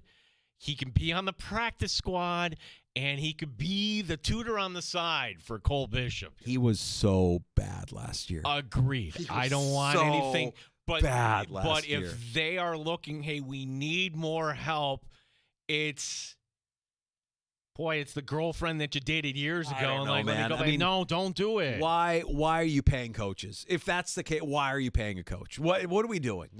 You don't need to bring him back just so he can sit on the practice squad and be like a mentor to these guys. I mean, he's got Taylor Rapp, who came up with Poyer and Hyde and played a season with them. If the skills are gone, what are we doing? Week 2, there's James Cook. running right by him. He had a bad season. Oh, gosh. So much so, I think Dolphin fans thought he was a plant. I think Dolphin fans thought he was a spy. He was just there to make sure that the Bills would win games. Danger. Jordan Poyer and Micah Hyde someday will be on the Bills Wall of Fame. We will look back. They're not Hall of Famers, but they will be celebrated by the team. This is Sean McDermott's MO. It really, really is. If you can bring back a Josh Norman from yesteryear or a Dean Marlowe or an A.J. Klein. A.J. Klein, Josh Norman, they're just sitting exactly where Jordan Poyer is. Yeah. And also, if you take any temperature of the Bills fan base, I've seen this on social media. I've heard a call. No. Yes, guys, come on. You're crazy. No. The answer is no. At some point, it has to end. The answer is no. He can't play anymore. He was bad last year. I don't want him on the practice squad. I don't think it. You can say, "Oh, add him to the practice squad. What harm does it do? What good does it do? What do you have coaches for? Let Bishop making mistakes last night might have been the best thing for Bishop. You don't think he's going to hear about it all week? You don't think they're going to look at the film and be like, dude, look at how out of position you are on this touchdown pass? That can't happen. I mean, maybe this is a wake-up call. Or look, again, a lot of people saying last year the Bears beat the Bills in the preseason too, and it didn't matter. Look at how that ended up. You're right. It doesn't mean anything, but maybe it is a wake-up call, or these guys are just like, all right, we're done. We're ready for week one. Let's just get there. Look, and maybe this is true, and I'm not, Danger, I'm not kissing up to you in any such way. But for the Buffalo Bills and the secondary, are they going to see anything close to what the Ben Johnson offense presents? Baltimore is a different challenge, a different animal. The answer is no. The Jets, no. We can go over the whole opening schedule. Miami, certainly not. New Orleans, ha. New England. Like, you're not going to see anything like this. So, therefore, you would hope by the time you get to the Kansas City game, maybe these guys will have something underneath them, whether that's Bishop or whoever else is back there in the secondary. Pretty much everything did not go the Bills' way last night. They were outgained 528 to 180. They gave up 31 first downs. They went 0-8 on third down. The DiBiase did the math. If this were a regular season game, that would have been the third worst performance in franchise history in terms of being outgained. The first since the year 2012, a game in San Francisco where, they were just obliterated that game. Well, the third down issue is consistent with week one of the preseason. They struggled on third down week one of the preseason as well, and getting off the field on third down as well. Not much to highlight. I mean, unless you want to highlight the punter. We can highlight the punter, I suppose. Tyrell Shavers, and they highlighted him last night. We like to listen and read the local media. And Tyrell Shavers. Everybody's talking about Tyrell Shavers, yeah. Frank Gore Jr. fumbled, but he had himself a decent night. Now, he's practice squad guy. You're not changing anything with your top three running backs. They're set. No, if Frank Gore is on the active 53, anything, then somebody got hurt. That's it. This is what I would say about Frank Gore Jr. On the practice squad, is he landing anywhere else? He's free for the taking. It's essentially a waiver. Like, anybody can go claim him. And the answer last year was no. So why would you be any more encouraged this year? Yeah, I mean, I like the stat line. I don't like the size. I mean, I still think he looks small out there compared to NFL running backs. Protect the football. Yeah. 7 points of pressure. I mean, it's the peanut punch. It's indefensible. No, it is. You're 7 points of pressure, Mike Danger. Perfect peanut punch. When executed like that, you can't do anything. Ask any Section 5 head coach. That is defensible. No. They all know the truth. They haven't experienced a pure peanut punch the way it was delivered last night. Jordan Hancock is the other interesting part of this. And we haven't talked about him yet when we talk about the secondary, because he's a versatile guy. He's a rookie. Now, he left the game with an injury in the third quarter. So it remains to be seen, what his availability would be here for the rest of the preseason. But could you see a guy like Jordan Hancock now? Could you see a scenario, Gino, where instead of bringing in somebody from the outside or doing what we were just talking about, saying, hey, Jordan Poyer, come to the practice squad, you turn this into a competition? And you make sure Cole Bishop knows that if you want to start, it's not going to be handed to you. It felt like it was being handed to him at the start of the preseason, and now it's like, well, we have our questions. Is Hancock somebody that can push a Cole Bishop and you make that a true competition. It's a question that might have a moot point to it because that injury is a shoulder injury, and McDermott not speaking and the rest of the staff today. So we're going to learn a little bit more. So this isn't soft tissue. Give it some time here. I don't know what this is, but let's assume he's okay, and that he'll be back out there. Absolutely. You want to want Jordan Hancock. For that matter, Dorian Strong is corner 3 on this team. I think as much as we would like to see maybe, a competition with Hancock and Bishop, you know what they'll do. They'll keep Hancock in the nickel, and it'll be Cam Lewis. It'll be Cam Lewis because they trust Cam Lewis because Cam Lewis has been there. Even though Hancock may be the exceptional athlete, may be the better quote-unquote player, it's the level of trust they have in a guy like Cam Lewis that Cam Lewis would probably be the one or DeMar, that would probably be the ones that would get the playing time. But the secondary is worrisome. Secondary is worrisome. Things that we can put to rest. The backup quarterback battle. Like Mike White wasn't out there with the starters. You got to make better throws, buddy. I'm sorry. Nobody. Yes, you could have had better help, but to me, Mike White is bound for the practice squad. Mitchell Trubisky is somebody in this league that has more on his resume, so I don't even need to see Mitchell Trubisky necessarily all that much in the Tampa game. I think Brandon Codrington is a liability. I don't think you can play him on defense. Absolutely, but he's a luxury. He's a luxury item, but did you see enough out of Brandon Codrington returning punts to be like, oh wow, that's a guy who's going to have defenses shaking? The lousy Jets decided, no, we don't have a roster spot for this guy. So to me, the question is, who do you have doing that back there? Do you go Laviska Shenault? Do you go that route? Do you dare try a Keon Coleman, Khalil Shakir kind of platoon? No, I don't. So many questions when you talk about the final 53. Yeah. And by the way, cut down day a week from tomorrow. That's right, the 26th. So do they carry 5 or 6 receivers? Well, Elijah Moore is the debatable one. $2.5 million you would have to eat on this. And to this point, Danger, what would lead anybody to think, and an offseason video where he's doing the footwork deal is not part of the answer here. What would lead anybody to think he's on this roster? A couple of bad drops last night. Curtis Samuel, I don't know, maybe he's starting to practice again. It's good to see him, but we haven't really seen anything from him.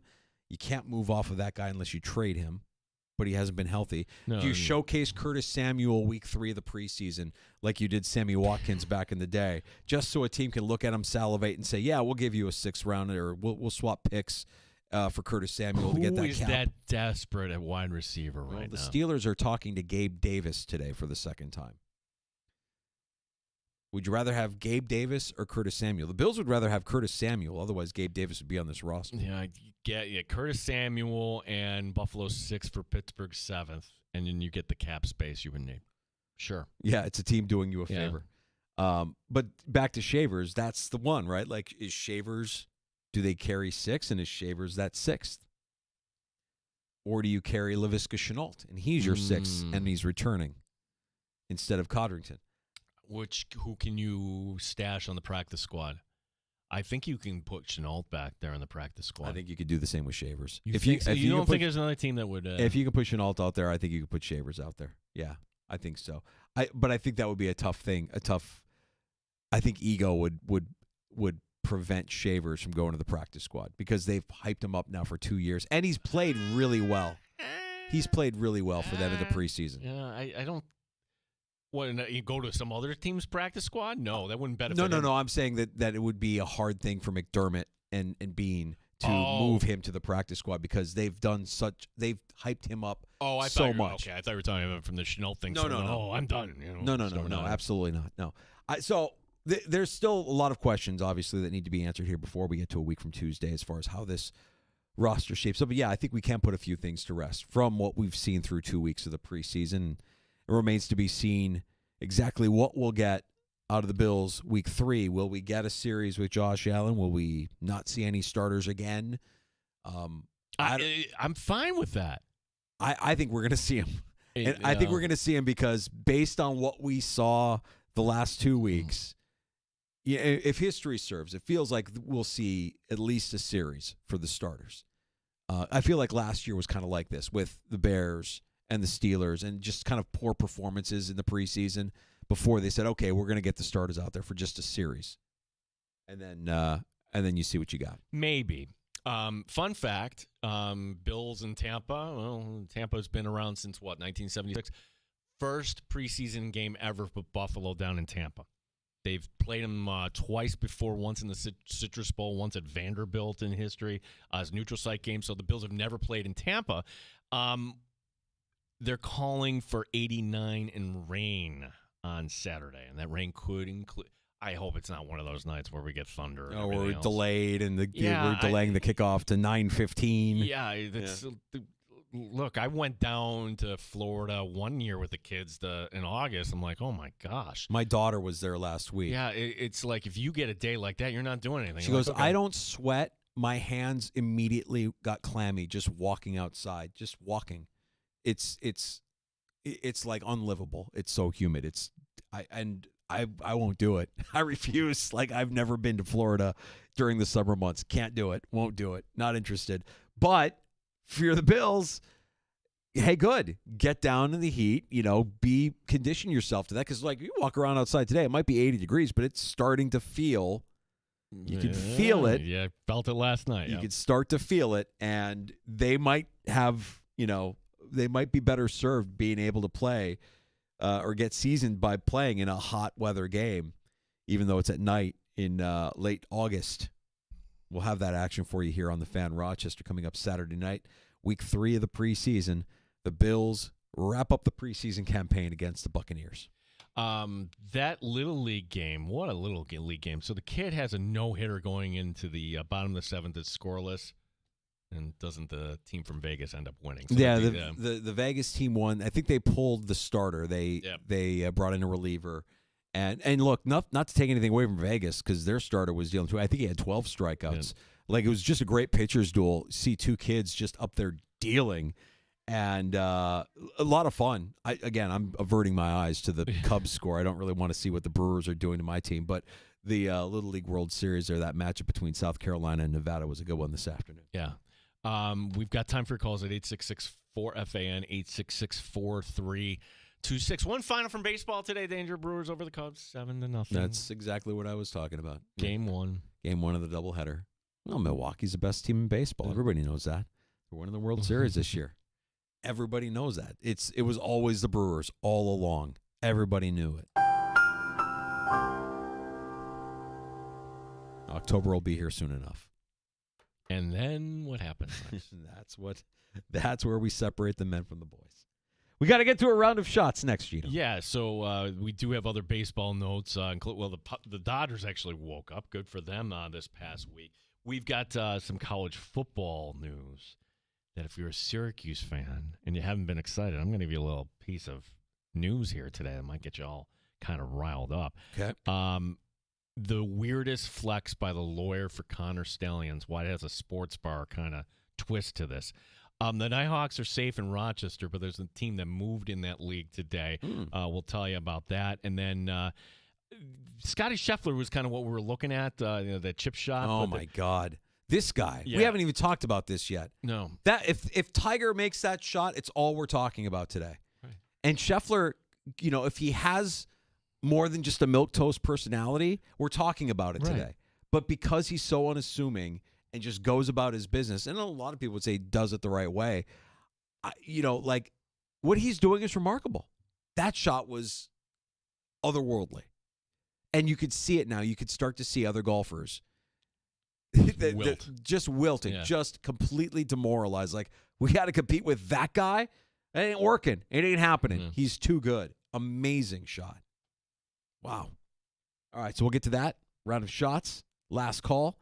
You can have the last word here in the sports bar, the final word. 866-4FAN, 585-866-4326.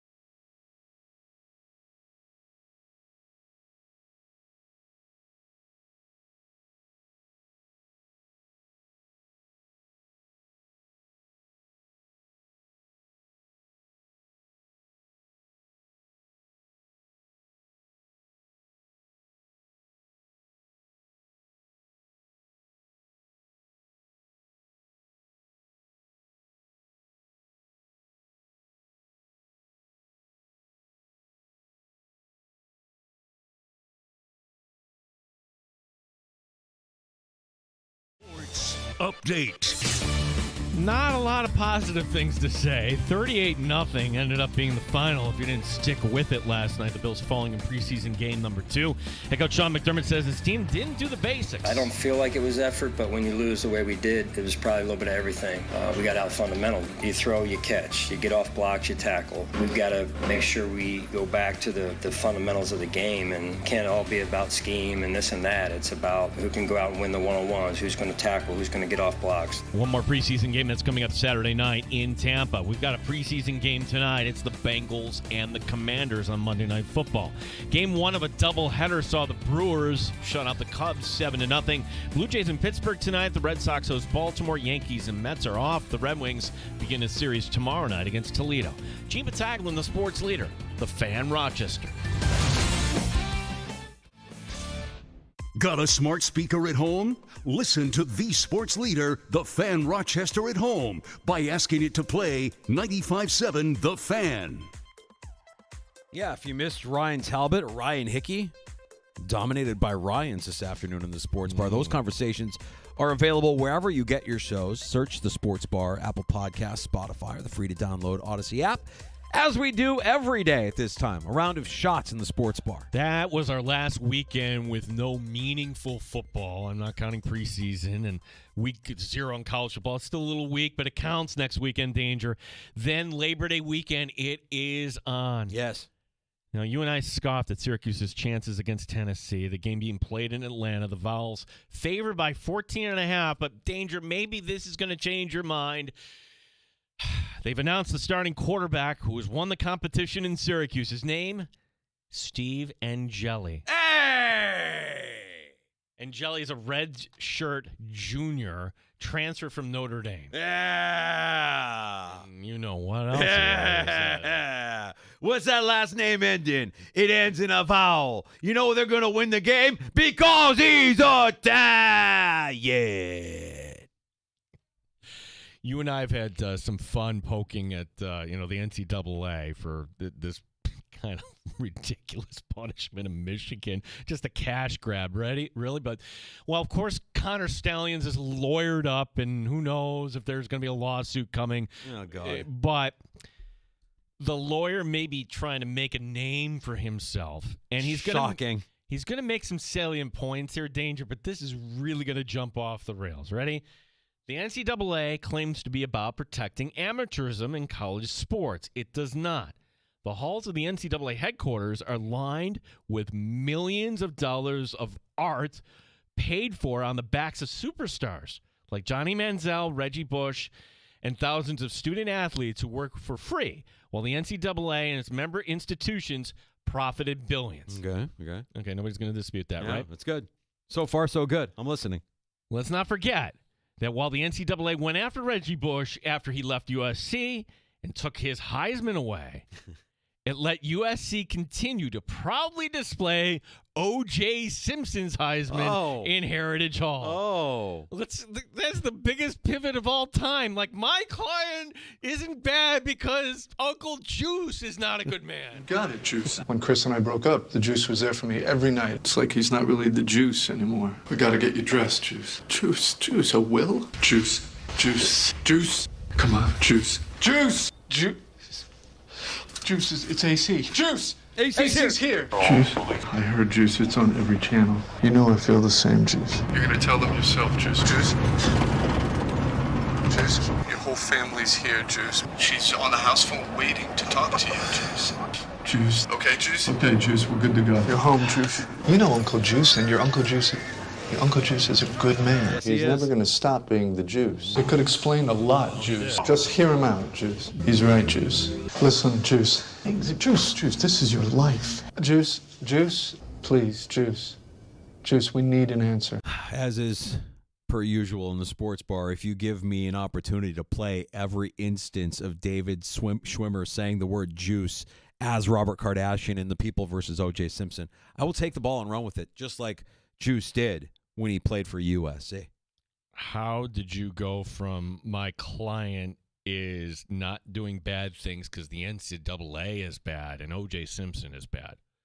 Really? What? That one, he had me there for a second. The lawyer had me there for a second because he's making a good point. Like, yeah, the NCAA, millions of dollars worth of art that's paid for on the backs of superstars like Manziel and Bush and student athletes who worked for free while they profited billions. You know what? Stop there. I'm listening. Now I'm ready to listen to what you have to say about your client. Tell me why.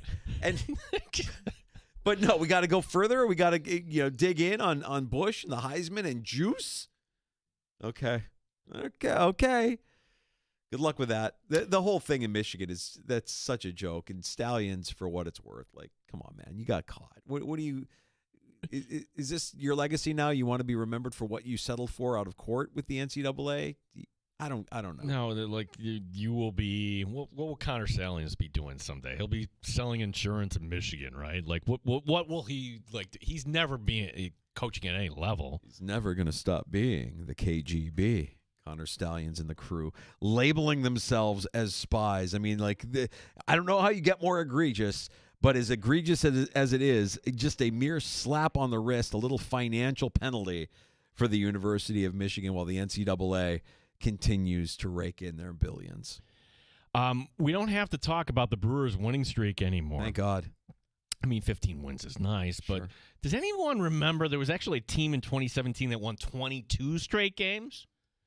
Yeah, that's because Cleveland didn't get back to the World Series that year. So the Brewers starting up another winning streak, supposedly, with 7-0 the final. Caleb Durbin with a homer, Bryce Terang with another homer. Game 2 coming up tonight. They're good.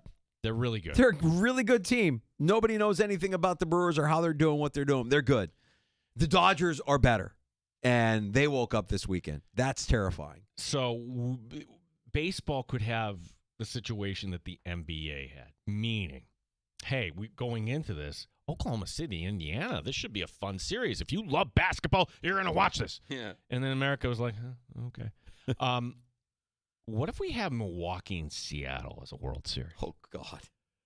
Dude, Seattle is really, really good. Seattle would be good, too. Seattle would be fun just because, if I'm not mistaken, they've never made it to the World Series. That's correct. And you have personnel. Okay, maybe Seattle isn't the right team. Brewers haven't made it since, 82 was the last time they were in the World Series? Correct. Very impressed, Angel. Yeah.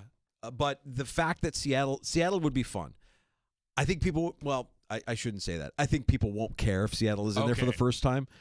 And if you had another Yankees-Dodgers World Series, that would best serve Major League Baseball's interests. Toronto and Milwaukee. Yeah, it's not turning heads. No. It's not attracting eyeballs. But, yeah, that would be – I mean, Toronto's pretty good, too. See, I would be like, oh, yes, yum, yum, yum. And yeah. then nobody would watch. Nobody would care. Well, Rob Manfred's trying to fix this. He went on Sunday Night Baseball last night and said, yes, expansion is coming. And when it does, Danger, there's going to be something much bigger than that, too. How about a window into the future? Expansion, realignment, expanded playoffs. I mean, can you see that down the road? I can. I think the first two topics are related in my mind. I think if we expand, it provides us with an opportunity to geographically realign. I think we could save a lot of wear and tear on our players in terms of travel.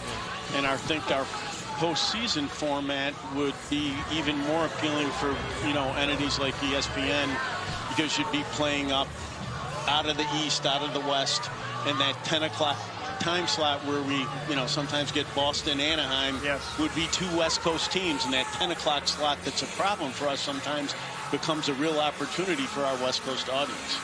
So I think, I think the owners realize that there's demand for Major League Baseball in a lot of great cities, and we have an opportunity to do something good around that expansion process. Oh, this guy's terrible. I love it. I just want to watch the world burn after listening to that guy talk. Boston, Anaheim. Does he know they haven't been called Anaheim in a This guy, decade now? we want to save a little wear and tear. He wanted to say money. He wanted to say money, but money just didn't come out of his mouth. Wear and tear. The athlete's wear and tear came out instead. You realize, baseball writer, this would make his head explode if you got rid of American League I want to see it. League. I'm in. I want to see the world burn. Let's go. I want Philadelphia, the Mets, and the Yankees all in the same division. Let's make it happen. No. Yes. No, I don't want I this. want the world to burn. Let's put them all in the same division. Throw the Red Sox in there, obviously. So Boston, Philly, both New York teams in a division. Yes. Think of the money you'll save. Throw Washington in there. Think of the money you'll save, owners. Think of the money you'll save. Baltimore, you could do it. I'm all for this idea. Well, you heard him. And Manfred, of course, is not being clear. And by the way, if you're going to drop a bomb like this, how about you do it where, like, there's not all the sound and everything? Like, we can actually hear you, but... that was completely, like, staged, right? Like, he wasn't going to go on with the guys from ESPN and not know what they were going to ask him. They set him up... He's got an agenda. Completely telegraphed. Agenda. And also... Like, it isn't lost on me that he mentioned ESPN. They're former partners. They're going to be done after this year. Not necessarily. They're in the middle of a negotiation right now. Okay, well. So, like, that's where, like, hey, if ESPN wants this. Credit Maggie and Perloff for bringing this up this morning because I didn't realize this. When he was talking about 10 o'clock starts and da-da-da-da. Okay, I didn't really kind of dive into the NBA schedule. But one of the new TV partners for the NBA is NBC. And there's going to be a doubleheader on NBC on Tuesday nights. Great. You know what time the second game starts? 11 o'clock Eastern. Nope. It's not made for you and I, Danger. Nope. You got to think of it this way. Like, they are just going to target one coast here on the East Coast, and it'll be your Celtics and Knicks. Yay. And then 11 o'clock, it'll be your Warriors against Denver or whatever. All right. So I'm going to ask a serious question. Oh. Does anybody in America outside of the East Coast, watch sports? Do fans exist outside of the East Coast? I don't know that they do. I think the East Coast bias is so real. Like, I think that everybody's casual. They're all casuals. They're all like we're crazy on this side of the country. Gotcha. In our time zone, we're nuts. Everybody else, they're casual. They can do with or without it. We want the action. We want to see that West Coast game, but you're telling us we got to stay up until 11? Oh, come on. That's our reaction. Normal people would be like, yeah, that's too late. I'm just not going to do it. I can't do it. People in the Midwest, the less than hardcore sports. But you don't have to worry about that because the 11 o'clock game isn't going to feature an East Coast team. That's what they're saying, saving money. Now, to your point, like people in L.A., yeah, they're crazy about the Lakers. I don't think they would give two damns about, the Clippers are on the Tuesday night game. No, yay. No, you're right. No, they don't care. They got other things going on. By the way, Ken says, I really don't like Rob Manfred. No, nobody likes that guy. No, I just wish they had somebody who actually liked baseball there. We're going to save wear and tear. He wanted to save money so bad. And can you play that again? His handler is behind the scenes like Smithers, just wringing his hands like, yes, he didn't say it. Thank goodness. Well done, sir. How about a window into the future? Expansion, realignment, expanded playoffs. I mean, can you see that down the road? I can. I think that the first two topics are related in my mind. I think if we expand, it provides us with an opportunity to geographically realign. I think we could save a lot of wear and tear on our players in terms of travel.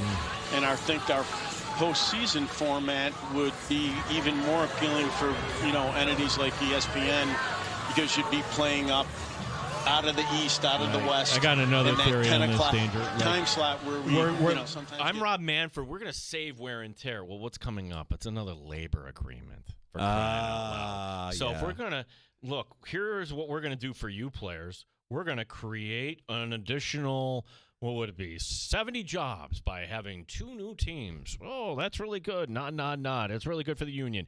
And you know what? We're going to save on travel. Nod. Okay, now here's your salary cap. That's yeah. When commissioners or presidents or like last night, if you were watching the Bills game, I'm a Bears fan and I was disgusted. I'm like, this is an infomercial for the new stadium. This is gross. I can't watch this. I'm sick to my stomach listening to this guy. He's a terrible salesman. He's absolutely pleading with the citizens of Cook County, not the citizens of Chicago. Cook County and the state of Illinois are really going to enjoy what we have to offer if we can get this thing built, if we can get this thing done.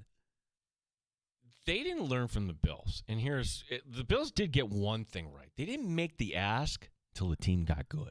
You're right. The team got good, and then all of a sudden, I don't know what. So what happened in Cleveland? Because they're terrible, and they're getting a stadium. Maybe. Maybe. Yeah. But, like, the time to ask it, like, if you just launched this now, you would have been better. Maybe you just keep asking and asking and asking and hope that eventually it lines up. You get your quarterback and everything works out. You start winning games. You're like an 8-year-old asking for ice cream? That's right. That's what they're doing. That's exactly what they're doing, these owners. This video has gone viral in the last 24 hours. It's from a AAA game in Las Vegas. Victor Robles sent down on a rehab assignment from the Mariners. He gets hit by a pitch. He takes his bat and he throws it right back at the pitcher. Bench is clear. Robles took to social media, apologized, pointing out that he had been hit a high pitch 5 times in the last 15 at-bats. No word yet on the discipline here. So he was getting a little bit tired of getting plunked. Got it. The Nighthawks are safe in Rochester. The same can't be said for the lacrosse team that is across the state from us. Adam Levy is reporting that the Albany Firewolves are no more. They're moving to Oshawa, Ontario. An announcement will be coming shortly. Levy also pointing out there are discussions about the Philadelphia Wings for next season moving to Laval. What? Really? Yeah. Well, they got the arena, I suppose. But that, hey. You've got the infrastructure of having the Canadians, just like how 2 staffs can make that work. I completely forgot that Albany had a lacrosse team. Yeah. Didn't even register with me. Albany is a terrible sports market. Nothing sticks there. You have the River Rats. You can't have the lacrosse team. I guess you have Siena basketball. Arena football. Yeah. They're an arena football market. Anymore? I don't think so. I don't think so. No, there's no more arena football. I think they were there till the very end. They held on to that arena football team till the very end. Somehow they ended up with Caitlin Clark 2 winters ago. Like, wait a second. How do they get that? Oh, that's right. We don't have a Division I team in Rochester. Mm-hmm. Please, somebody step up. Finally, we can talk about Scotty Scheffler if you like. He was awesome. That chip shot to win the BMW Classic if you like. There's another story from the golf on Sunday. Ben Griffin is a golfer. He's got a chance to get to the Ryder Cup, but he really needs to show up here. His final round Sunday, definitely one that was wild, starting with a triple bogey, then a double bogey, and then a bogey. Gave a weird explanation. Danger says he overdosed on creatine. Oh. He didn't break up the supplement properly, and when he took a gulp, he inhaled one big snowball, and that caused him to get the shakes. He'd go on to birdie 7 of his last 11 holes, finishing with a wild round of 1 under. So don't mess around with the creatine if you're a young golfer. You get the shakes, you get the yips. I think it's a substance that is not banned. It's not a performance-enhancing drug. You need to do that while you're performing? No, I've never heard that. Amazing. That's Shots in the Sports Bar Fun Show with Ryan Talbot, Ryan Hickey. Both conversations available wherever you get your shows. Spotify, Apple Podcasts, search out the Sports Bar. We're back tomorrow. Gino's back tomorrow. Matt Perino, Michael F. Florio. Yeah. I'll be back on Thursday, Gino. Have a safe trip, buddy. JR Sport Brief next on The Fan. Thanks.